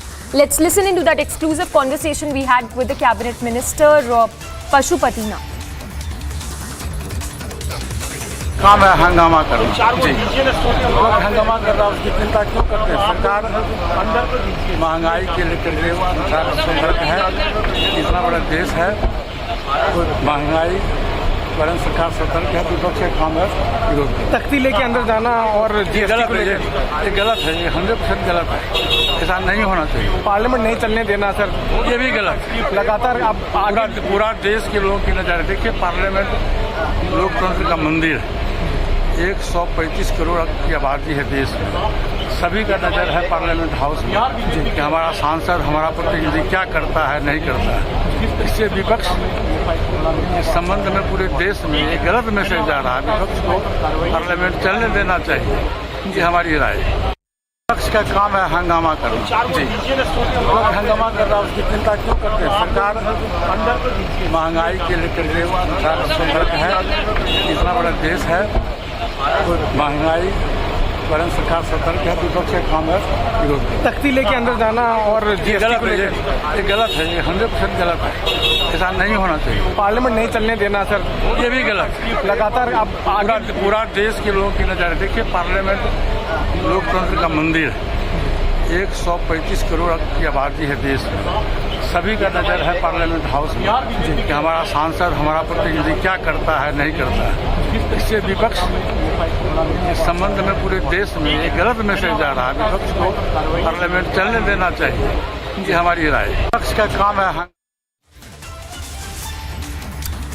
So tracking all the latest on as it's day 2 of the monsoon session and the union minister there coming down heavily on the opposition as they continue to stage protest over a slew of issues which also includes the Agnipath scheme and the misconception revolving around it.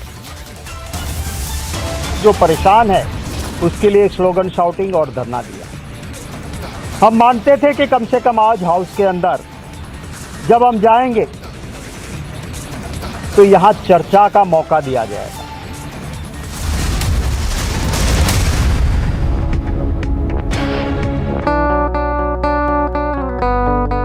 My app ಒಂದು app launch ಆಗಿದೆ. ಇದು ಒಂದು auto ಡ್ರೈವರ್ಸ್ಗೆಲ್ಲ ತುಂಬ ಹೊಸ ಅನುಭವ. ಹಾಗಾಗಿ ಯಾವುದೇ ತೊಂದರೆ ಇಲ್ದಿರ ಇದನ್ನು ನಾವು ಎಲ್ಲ ಆಟೋ ಡ್ರೈವರ್ಸು ಉಪಯೋಗಿಸ್ಕೋಬೋದು. ದಿನಕ್ಕೆ 29 ರೂಪಾಯಿ ಹಾಗೂ ತಿಂಗಳಿಗೆ 499 ರೂಪಾಯಿ. ಯಾವುದೇ ಒಂದು ಕಮಿಷನ್ 30% ಕಮಿಷನ್ ಇಲ್ದಿರ ಇನ್ನೊಬ್ಬ ಅಗ್ರಿಗೇಟ್ಸ್ಗೆ ನಾವು ಕೊಡ್ದಿರ ನಮ್ಮ ಸಂಪಾದನೆ ಹಣನ ನಾವು ತೊಗೊಂಡೋಗ್ಬೋದು. ನಾವು ಕಷ್ಟಪಟ್ಟ ಹಣ ನಮ್ಮ ಹತ್ರನೇ ಇರುತ್ತೆ. ನನ್ನ ಸಂಪೂರ್ಣ ದುಡಿಮೆ ನನ್ನ ಹತ್ರ ಇದೆ, ನಾನು ಖುಷಿಯಾಗಿದ್ದೀನಿ.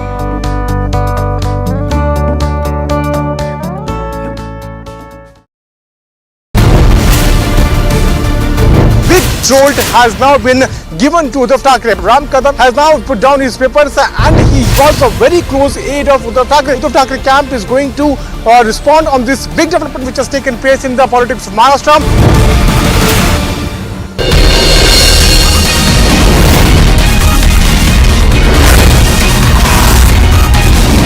Setup for monitoring of calls by ISEC, which began in 2009, was located on the 7th floor of the Exchange Plaza. Is that they had set up this entire base inside the National Stock Exchange, when machines were basically bought from ISEC's private limited private firm incorporated by the former Mumbai Police Commissioner Sanjay Pandey. A bomb scare mail was sent to National Hillview School, which was being owned by Congress leader DK Shivakumar in Bengaluru.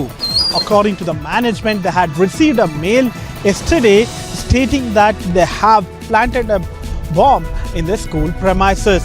Immediately, close to 1,500 students were shifted to a safest place. And even the police had rushed to the spot along with the bomb squad, which has already checked every nook and corner, and they have also said that they haven't found anything. Officers, they have cooperated. Immediately I have given instruction to my secretary and all the staff to vacate the entire building. The children was there, almost 1,500 odd. We have shifted all the children. Now the inspection is going on. As of now, what we get to learn from KPCC president as well as owner of that particular school, DK Shivakumar, is that they have received a mail from an email ID called Ucha Venkat, and the police is investigating further. मैं एक political लड़ाई ही नहीं लड़ रहा हूँ, मैं सरकारी एजेंसियों के खिलाफ ही लड़ाई लड़ रहा हूँ। इसमें सरकारी एजेंसियां बहुत सक्रिय हो गई हैं और राजनीतिक दलों में तोड़फोड़ करवाने का काम कर रही हैं और पैसे का भी खेल हो रहा है।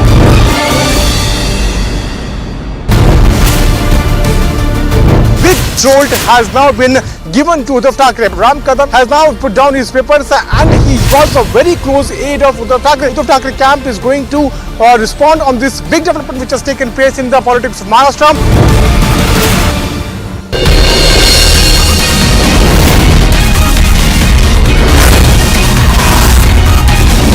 Setup for monitoring of calls by ISEC, which began in 2009, was located on the 7th floor of the Exchange Plaza. Is that they had set up this entire base inside the National Stock Exchange, when machines were basically bought from ISEC's private limited private firm incorporated by the former Mumbai Police Commissioner Sanjay Pandey. A bomb-scare mail was sent to national. The police officer who sets up a company in his family member's name. This company, in the name of cybersecurity, taps the phones using machines that tap MTNL lines. The tapping happens within the National Stock Exchange. This police officer makes a cool 12 plus crore rupees on the side using connections in the National Stock Exchange. The police officer's company also defrauds the Securities and Exchange Board of India, hence risking investor money. Why is the national media silent on this mega scam? This scam involves phone tapping, misuse of public office, a conspiracy against ordinary investors. If the media does not report on issues that break public trust, what kind of media is that? Let us ask the questions and not just publish the denials.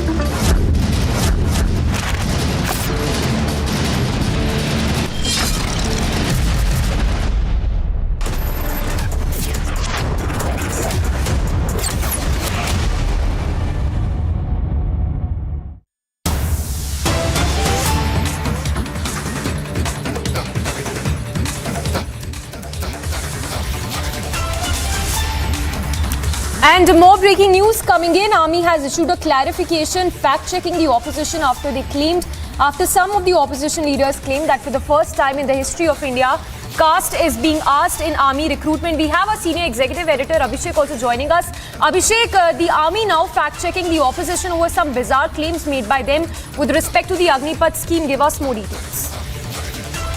So, Samiksha, there was in fact a case in 2013 in the Supreme Court, and at that time, remember, the Congress-led UPA was in power. At that time, Army told the Supreme Court that it's just for administrative and operational requirements. This does not influence selection process in any manner, number one.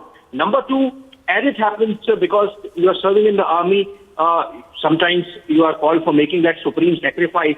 In that case, religion is required for performing last rites as per the rituals for the recruits from whichever community they come from. And that's why that column is there and has been, in fact, in existence since independence. So it's not a change that has been brought in by the Modi government, as is being alleged by the Aam Aadmi Party leader Sanjay Singh. And that's a bit of a fact check that has come in, where this is a standard procedure that the Indian Army has been following for more than 7 decades. In fact, it predates independence. We're talking about it has existed since independence, because since then it's under the influence of Indian citizenry and Indian governments.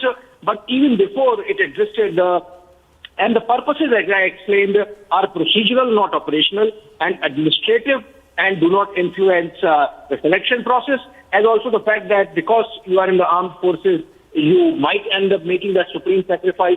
So how the last rites are to be performed, that is affected by the community you come from, and that is why those details are taken in by when you are getting into the system and getting into the defense forces. So this is the explanation coming in. In fact, the same explanation was given by the Army in the Supreme Court as well, where clarification was given that the recruitment is not done on the basis of caste, on the basis of region or religion, except for some regiments which pick up from particular regions, and even that system is now sort of becoming, loosely held.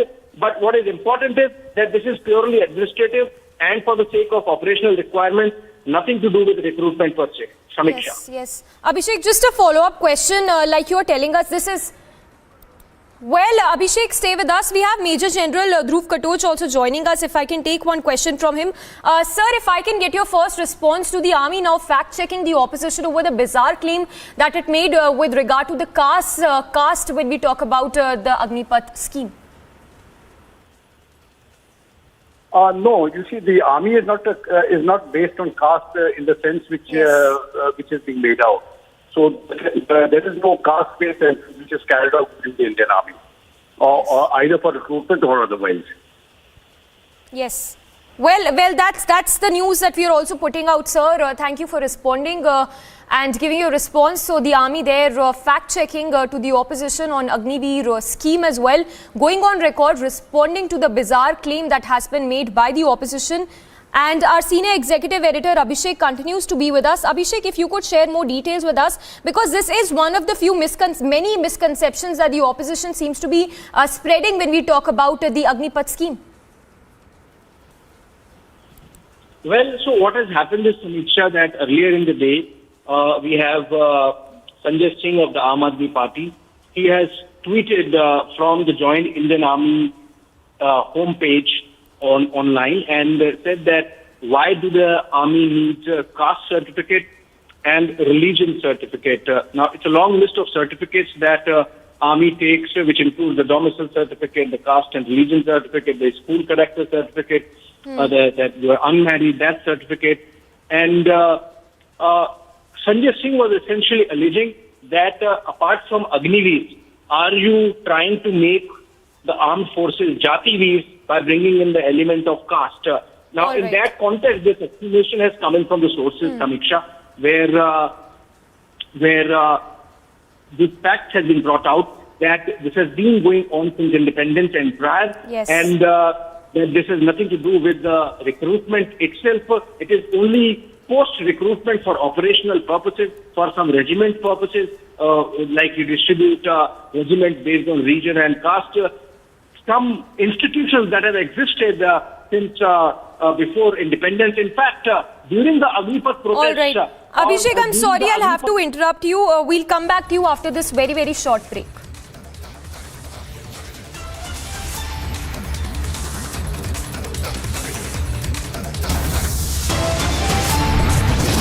खड़ा करने के लिए कोई भी कुछ भी कह सकता है, जब बात उभर कर सामने आएगी तब बात रहेगी, लेकिन अगर कुछ ऐसा जो आप कह रहे हैं ऐसा ये कर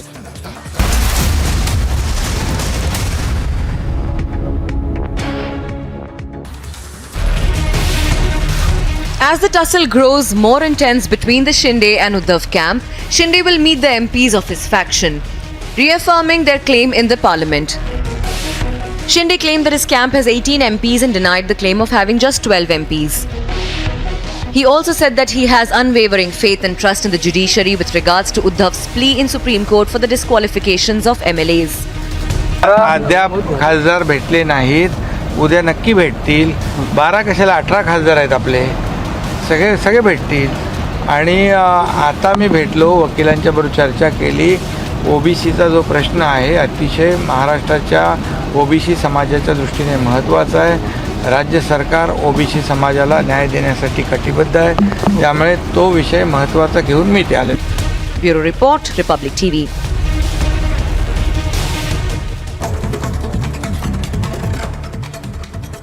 And here's a look at some news in brief. Former Kerala Minister Thomas Isaac has received a summons by the ED that he went on to deny responding to, alleging that the summons had been leaked to journalists before it had reached his doorstep.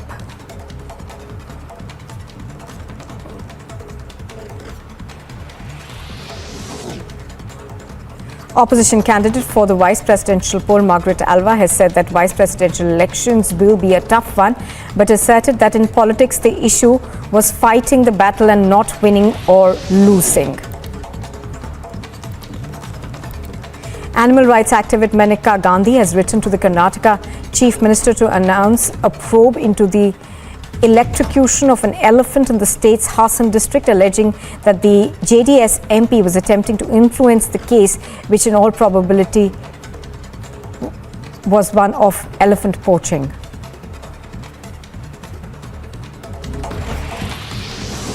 Police in Kerala have registered a case in connection with an alleged incident where young women and girls who appeared for the national eligibility cum entrance test were asked to remove their undergarments to be allowed to write the exam in the Kollam district.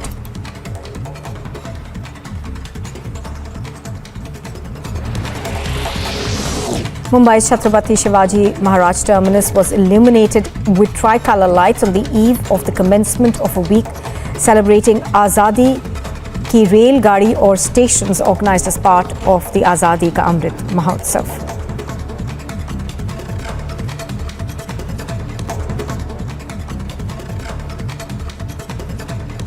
And here's a look at some news in brief. A person was repeatedly stabbed over allegations of him watching former BJP spokesperson Nupur Sharma's video. Now 2 people have been arrested in connection with the incident that took place in Bihar's Sitamarhi. The centre has convened an all-party meeting on Tuesday to discuss the ongoing crisis in Sri Lanka. The Finance Minister Nirmala Sitharaman and the External Affairs Minister S. Jaishankar will brief floor leaders of all political parties in both houses of Parliament at that meeting. A 26-year-old was shot to death at a nightclub in Canada's Toronto, with the cause for the incident unconfirmed at the moment. A 24-year-old woman was also shot in the incident but suffered from non-threatening injuries in the process.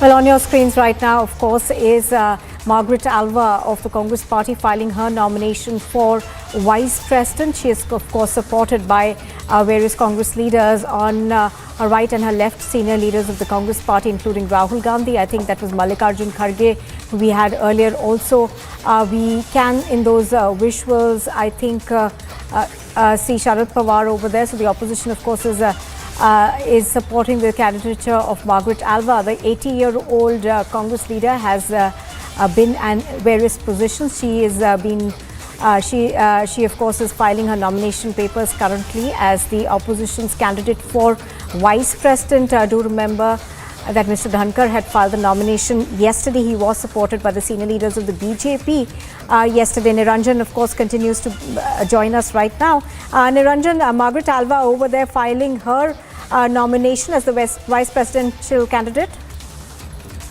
Yeah, very interesting pictures, in fact, because you'll see that there is Congress Party, of course, the primary, because she's primarily a Congress member, and she was rather a Congress leader.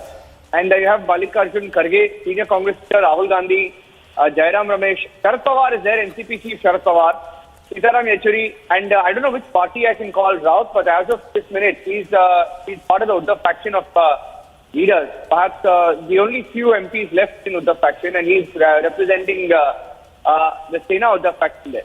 Apart from that, I can see Vaiko, and apart from Vaiko, there is CPI, and D. Raja is there of CPI.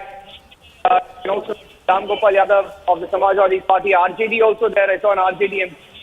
So DMK is also there. So he's and some independent MPs, N.K. Ramchandran, if I'm not wrong, RJD is present, and IUML, if I'm not wrong, is also backing her. So this is a nomination visual. You had O.P. Dhankar, who filed his nomination yesterday, and you have details. You have the first pictures.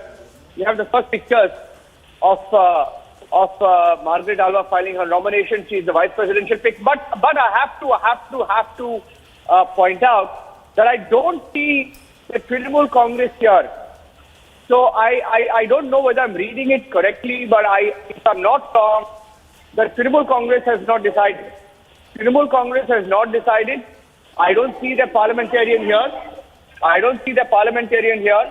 And it will be interesting to see if the Trinamool Congress backs Margaret Alva in this fight. TMC is not there. So I think we can also add one line. We can add one line of information that the Trinamool Congress not keen at Margaret Alva's nomination.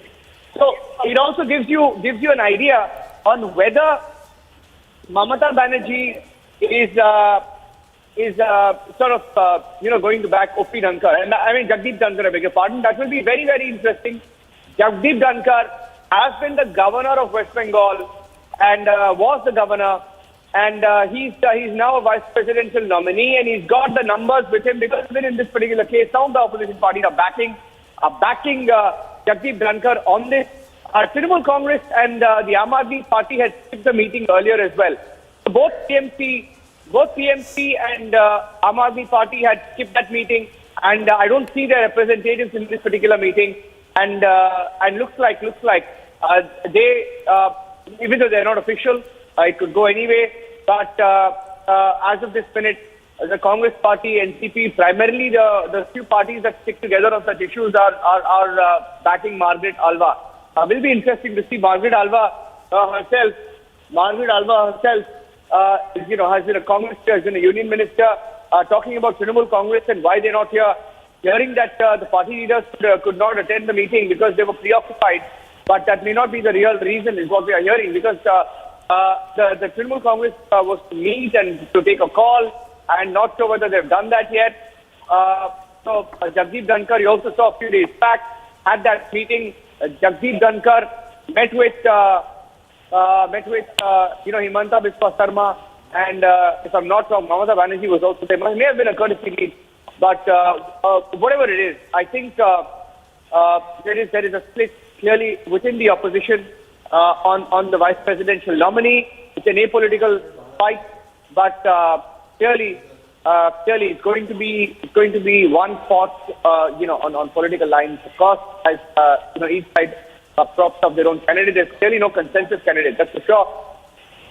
Absolutely, as you're pointing out, Niranjan, of course, while 18 political parties had supported Alva's candidature at a meeting that was held at the NCP President Sharad Pawar's residence, the Trinamool Congress, we are learning, the second largest opposition force, in fact, in Parliament, was conspicuous by its absence. And the TMC chief and West Bengal Chief Minister Mamata Banerjee, we are given to understand, has called a meeting on the 21st, that's day after, to decide on the party's plan of action for the vice presidential polls. However, there are several other political outfits that are supporting the nomination of Margaret Alva. Just to tell you a bit about Margaret Alva, she's the former union minister. She's been a governor as well. She's in fact served as governor of Rajasthan, Gujarat, Goa and Uttarakhand, and was a union minister of, she's a parliamentarian of 5 terms. So Jagdeep Dhankar, of course, filed his nomination papers yesterday. I think Niranjan continues to be with us. Now, as we were pointing out earlier, Trinamool Congress and the Aam Aadmi Party, both of them, of course, haven't decided who they're going to support as of now. But about 18 opposition parties, we are given to understand, will be supporting Alva? Yes, it appears going by the numbers, and these are mostly smaller parties. I have to tell you that the numbers going by the presidential polls have been purely. Let's go full straight to the pictures. I think Margaret Alva just doing the last minute signing of the files where she filed the nomination, and she's accompanied by Rahul. Has not been seen in action, much action has he. But anyway, so talking about Margaret Alva, Margaret Alva is the vice presidential nominee, and her chances are little. Going purely by the numbers, her chances are, and yesterday when she was asked the question on whether she had the numbers, she also said that I may not have the numbers, but it's all about the fight, it's not about the victory, it's all about the fight. And I'm not sure she's got the numbers at this point, because the government and the NDA, the ruling coalition, has clearly over 50%. And those numbers were bolstered when you had the YSRCP on the day of the nomination itself, promising their support to Jagdeep Dhankar. So in that sense, this is going to be very, very interesting fight once again. In all likelihood, may go the Murmu versus Yashwant Sinha way, with more or less a cakewalk for Jagdeep Dhankar. We're seeing the kind of support that he's getting. Absence of Trinamool Congress and Aam Aadmi Party also telling you that maybe going by the example in the presidential polls, there may have been a reach out from the BJP of some sort. Not sure when Himanta Biswa Sarma met Mamata Banerjee, that was a reach out, but there were some talks of some sort. So they may have passed the word, etc. Shehzad Poonawalla also joining me on the phone line. Shehzad, looking at the pictures of Margaret Alva, Shehzad Poonawalla on the phone line. Shehzad, Margaret Alva is filing a nomination, and even she knows that it may not be.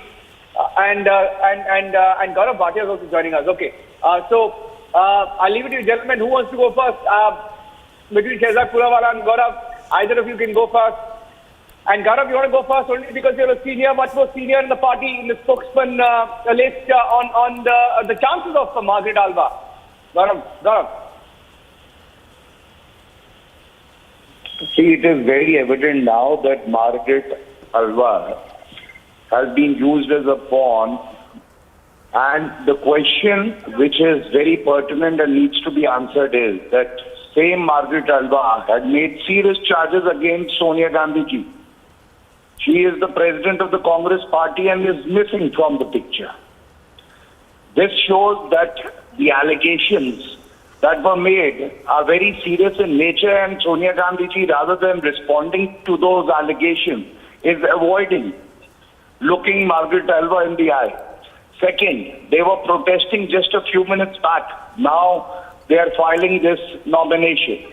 What does it show? That their protests are also without any substance, and they believe in politics of convenience. They change colors and shades more than a chameleon. Yeah, I agree with you. And Shahzad, if I can take the next question with you. Absence of CMC and Aam Aadmi Party tells you the story maybe that they don't want to take a chance with what happened in the presidential polls because it's been embarrassing. Yashwant Sinha.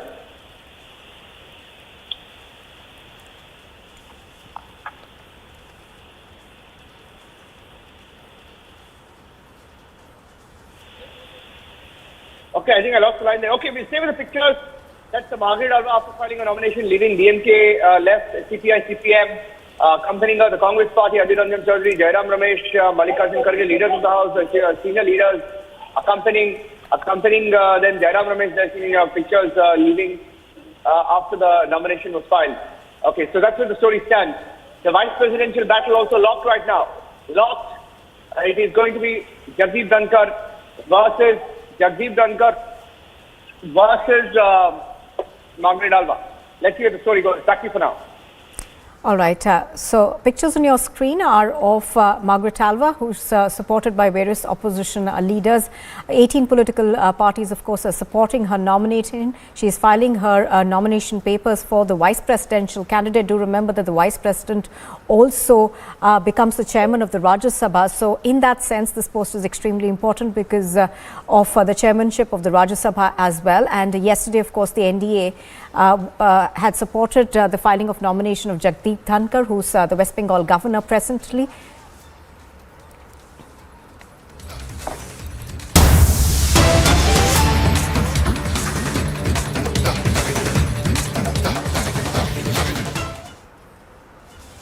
Well, we are now getting the first images of the former Mumbai top cop Sanjay Pandey being investigated by agencies. Now, this, of course, pertains to the phone tapping scandal. Do remember that the CBI had questioned the former Mumbai police commissioner in this case. Sir, I just want to know, sir, that was Sucheta Dalal was the one who introduced your company to Krishnan? Ramakrishnan, sir, please. Sir, was Sucheta Dalal the journalist, sir, who introduced you to Ramakrishnan, sir? Please, sir, please tell, sir.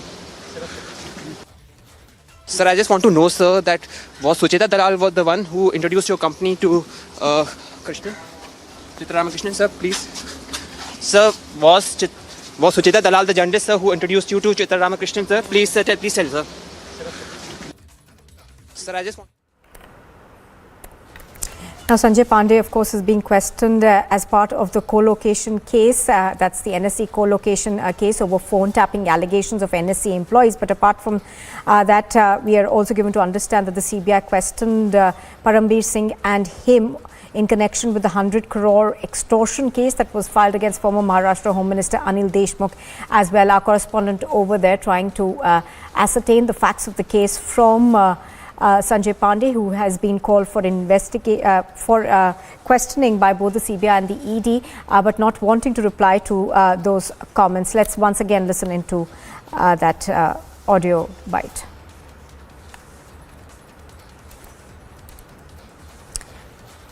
Well, Sanjay Pandey, of course, not confirming whether Sucheta Dalal was actually the journalist who introduced him to the NSE chief, but let's listen in once again to that reaction that we got from him, or rather the lack of one.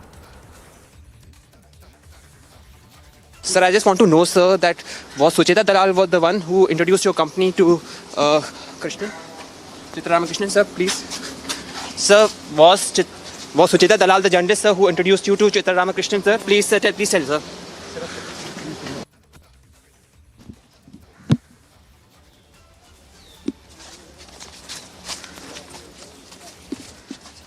Excuse me, sir. Sir, I just want to know, sir, that was Sucheta Dalal was the one who introduced your company to Krishnan? Ramakrishnan, sir, please. Sir, was Sucheta Dalal the journalist, sir, who introduced you to Ramakrishnan, sir? Please, sir, please tell, sir. Sir.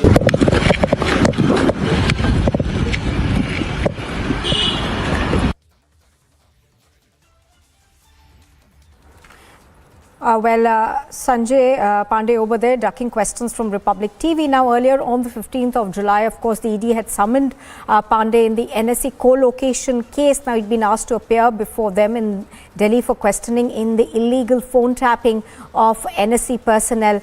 Now, the former Mumbai Commissioner, Sanjay Pandey, of course, has been questioned by the CBI as well. I'm going to go across to Piyush Ori on this. Piyush, the former Mumbai police top cop not wanting to answer those questions that you put for him.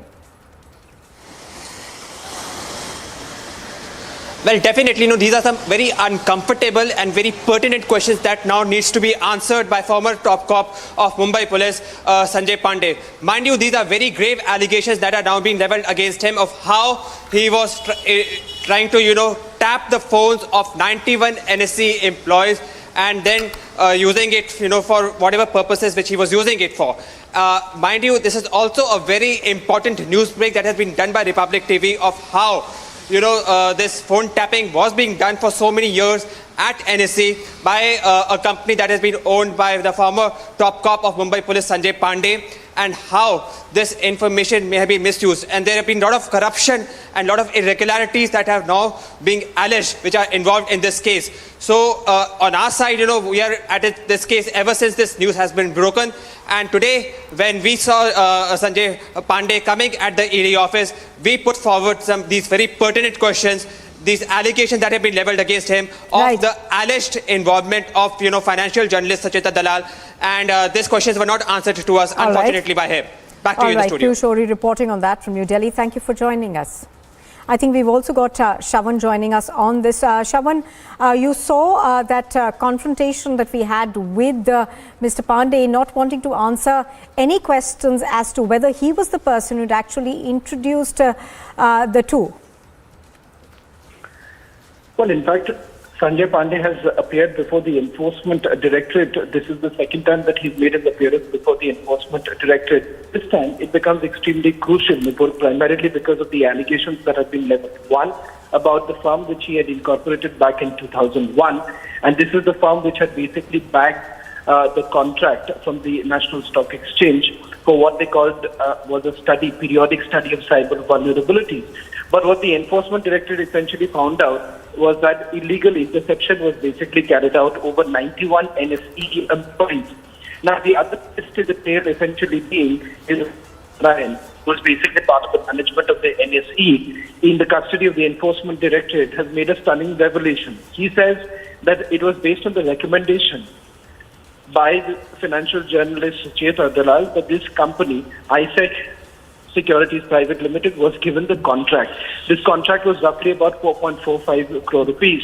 Now, in fact, this is something that has already been denied by Sajith Dalal. In fact, she said that she has no recollection of any such conversation with Mr. Narayan in this particular case.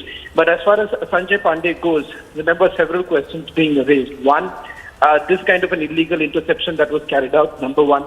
Number two, the fact that whether at all there was any undue benefit that he had essentially received. Because what the Enforcement Directorate is now saying is that the payment that was made by the NSE to ISEC for about 4.45 crore is nothing but the proceeds of crime, which essentially means that this is once again a fit case for money laundering and under various sections of the NLA. That's what we are picking up at this point in time. Remains to be seen how exactly will this be taken forward, because yesterday in the court, the Enforcement Directorate has essentially said that they have recorded statements of few new people. However, they haven't revealed the names of those whose statements have been recorded so far. And they say that the confrontation of Chitra Ramakrishna with others, which could also possibly include Sanjay Pandey, become an important issue in this particular case. All right, Shravan, do stay with us. And this is not the first time, of course, we are asking questions to Sanjay Pandey. We had tried to speak to him yesterday as well.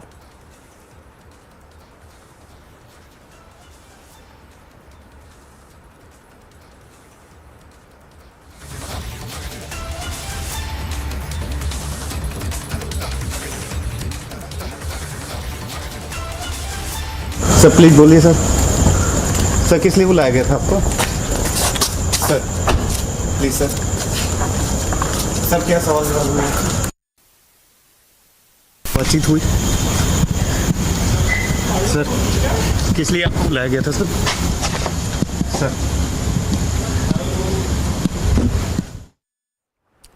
Well, Shravan, if I could come back to you now. Shravan, ISEC Securities had also conducted a security audit of NSE around the time when the alleged irregularities had taken place. Now, can you give us more details about that as well?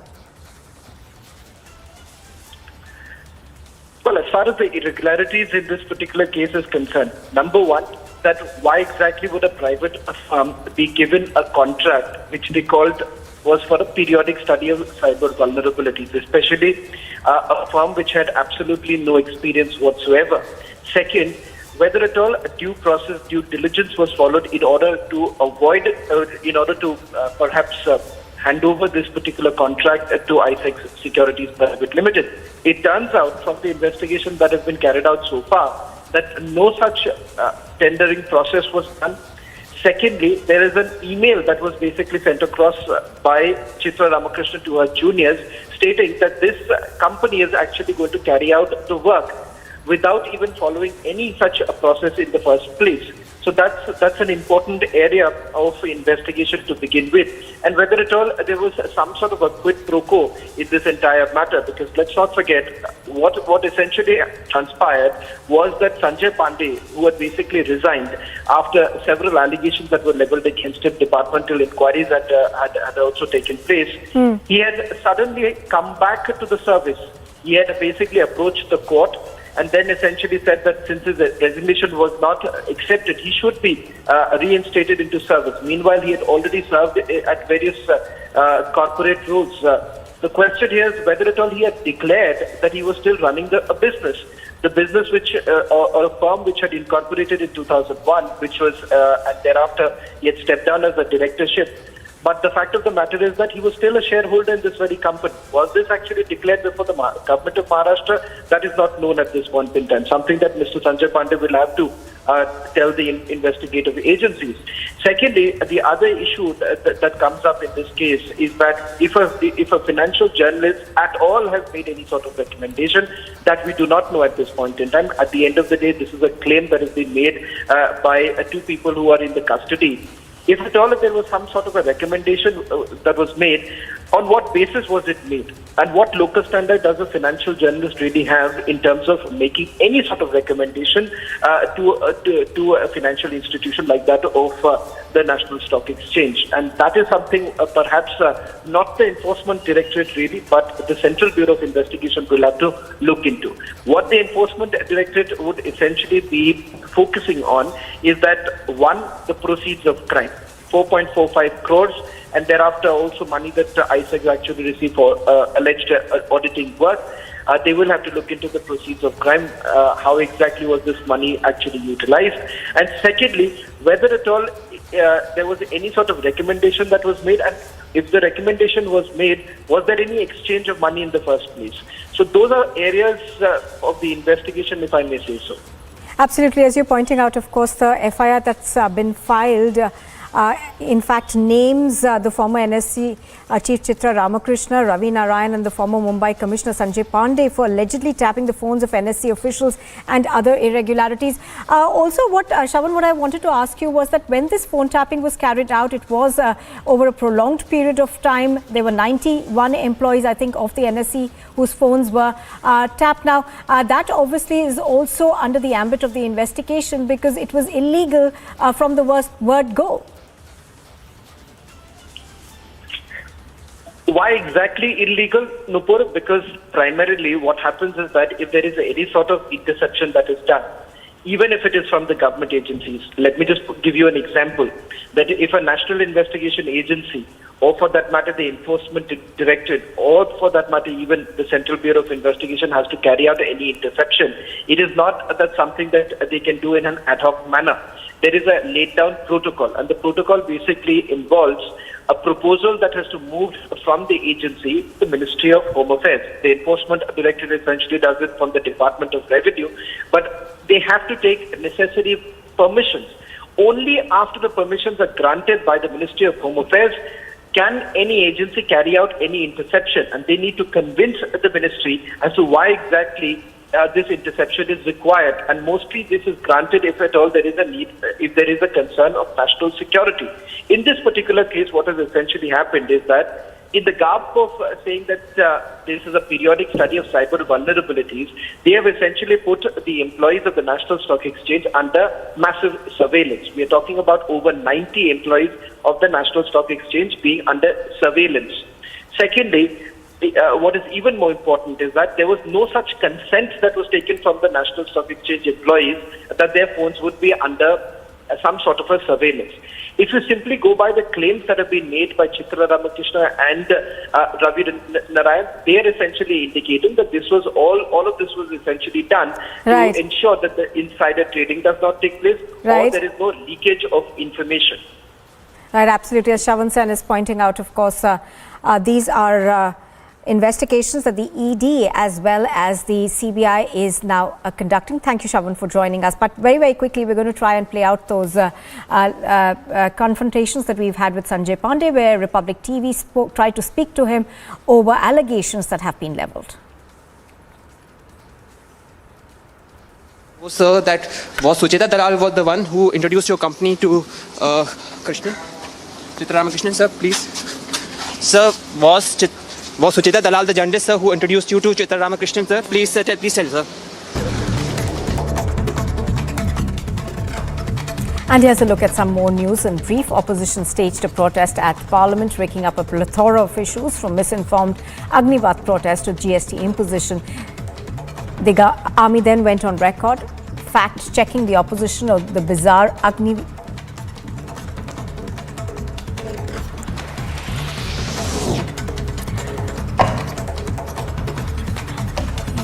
Margaret Alva, the opposition's candidate for vice presidential polls, is expected to file her nomination for the vice president election. In fact, she filed it a short while ago. Opposition parties decided to field the former Rajasthan governor and former Union Minister Margaret Alva as the joint candidate for the vice presidential elections.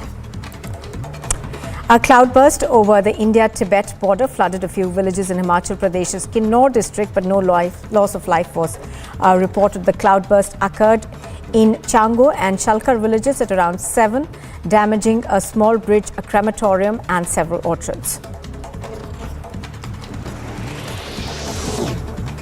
The former athlete P.T. Usha will take oath as the Rajya Sabha MP. P.T. Usha and legendary music composer Ilaiyaraaja could not be present in the Rajya Sabha yesterday for unknown reasons.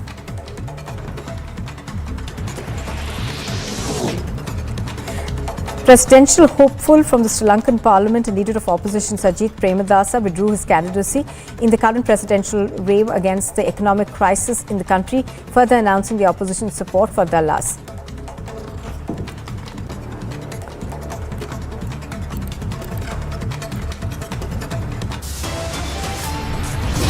You are watching Republic TV, and still to come, the army goes on record, fact-checks the opposition on a bizarre Agniveer scheme claim on caste certification.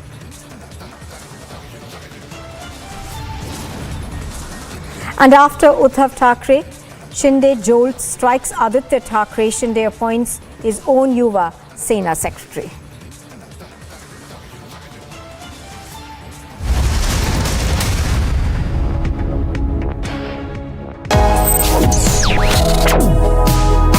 Reading allows us to become familiar with ourselves. We don't read, we won't know what is knowledge. I just find it very interesting to know people's lives, how they went through certain situations, how they dealt with things. So wherever you want to go in life, if you read books along those lines, then that would really help you in growing. Reading could mean a million different things to every individual. What does it mean to you? Visit readindia.info to find out more. The school secretary, principal, school correspondent and 2 teachers have been sent to 15 days of judicial remand in connection with the death of a 17-year-old schoolgirl in Tamil Nadu's Kalakurchi.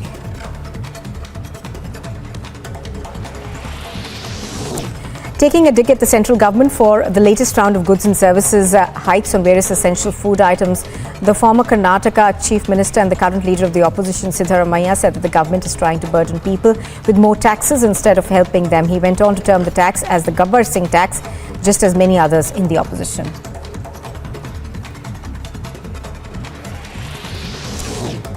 Former UK Chancellor Rishi Sunak extended his lead in the race to replace Boris Johnson as the Conservative Party leader and the British Prime Minister, as he added 14 more votes to his tally in the latest round of voting by Tory members of Parliament. The veteran singer Bhupendra Singh has passed away at the age of 82. The singer, known for his songs like Dil Dhoondta Hai and Hoton Pe Aisi Baat, among many others, was in hospital in Mumbai. Several celebrities attended the singer's funeral held at Mumbai. A fire broke out in an electric bike showroom in Pune, damaging at least 7 bikes in the Ganga Dham area of the city. No injuries have been reported in the incident, with the fire tenders being in place immediately. Pakistan's Prime Minister Shehbaz Sharif, after facing an embarrassing defeat in the Punjab Assembly by-polls on Monday, hinted at completing his coalition government's tenure and not giving in to early elections, and demanded the ouster of Imran Khan, who is currently riding atop his popularity wave in the country.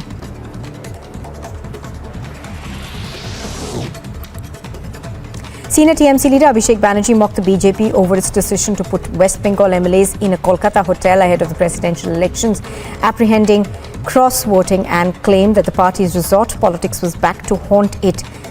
Around 70 BJP lawmakers had been camping in a city hotel in Kolkata ahead of these elections. As the tussle grows more intense between the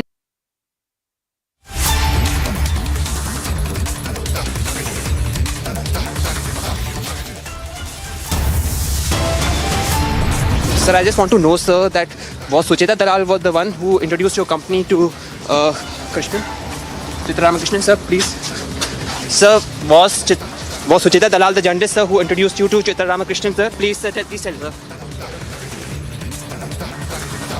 Top headlines at 12:30 from Mumbai to Delhi. Republic leads phone tapping scandal investigation. Questions tainted ex-Mumbai top cop Sanjay Singh.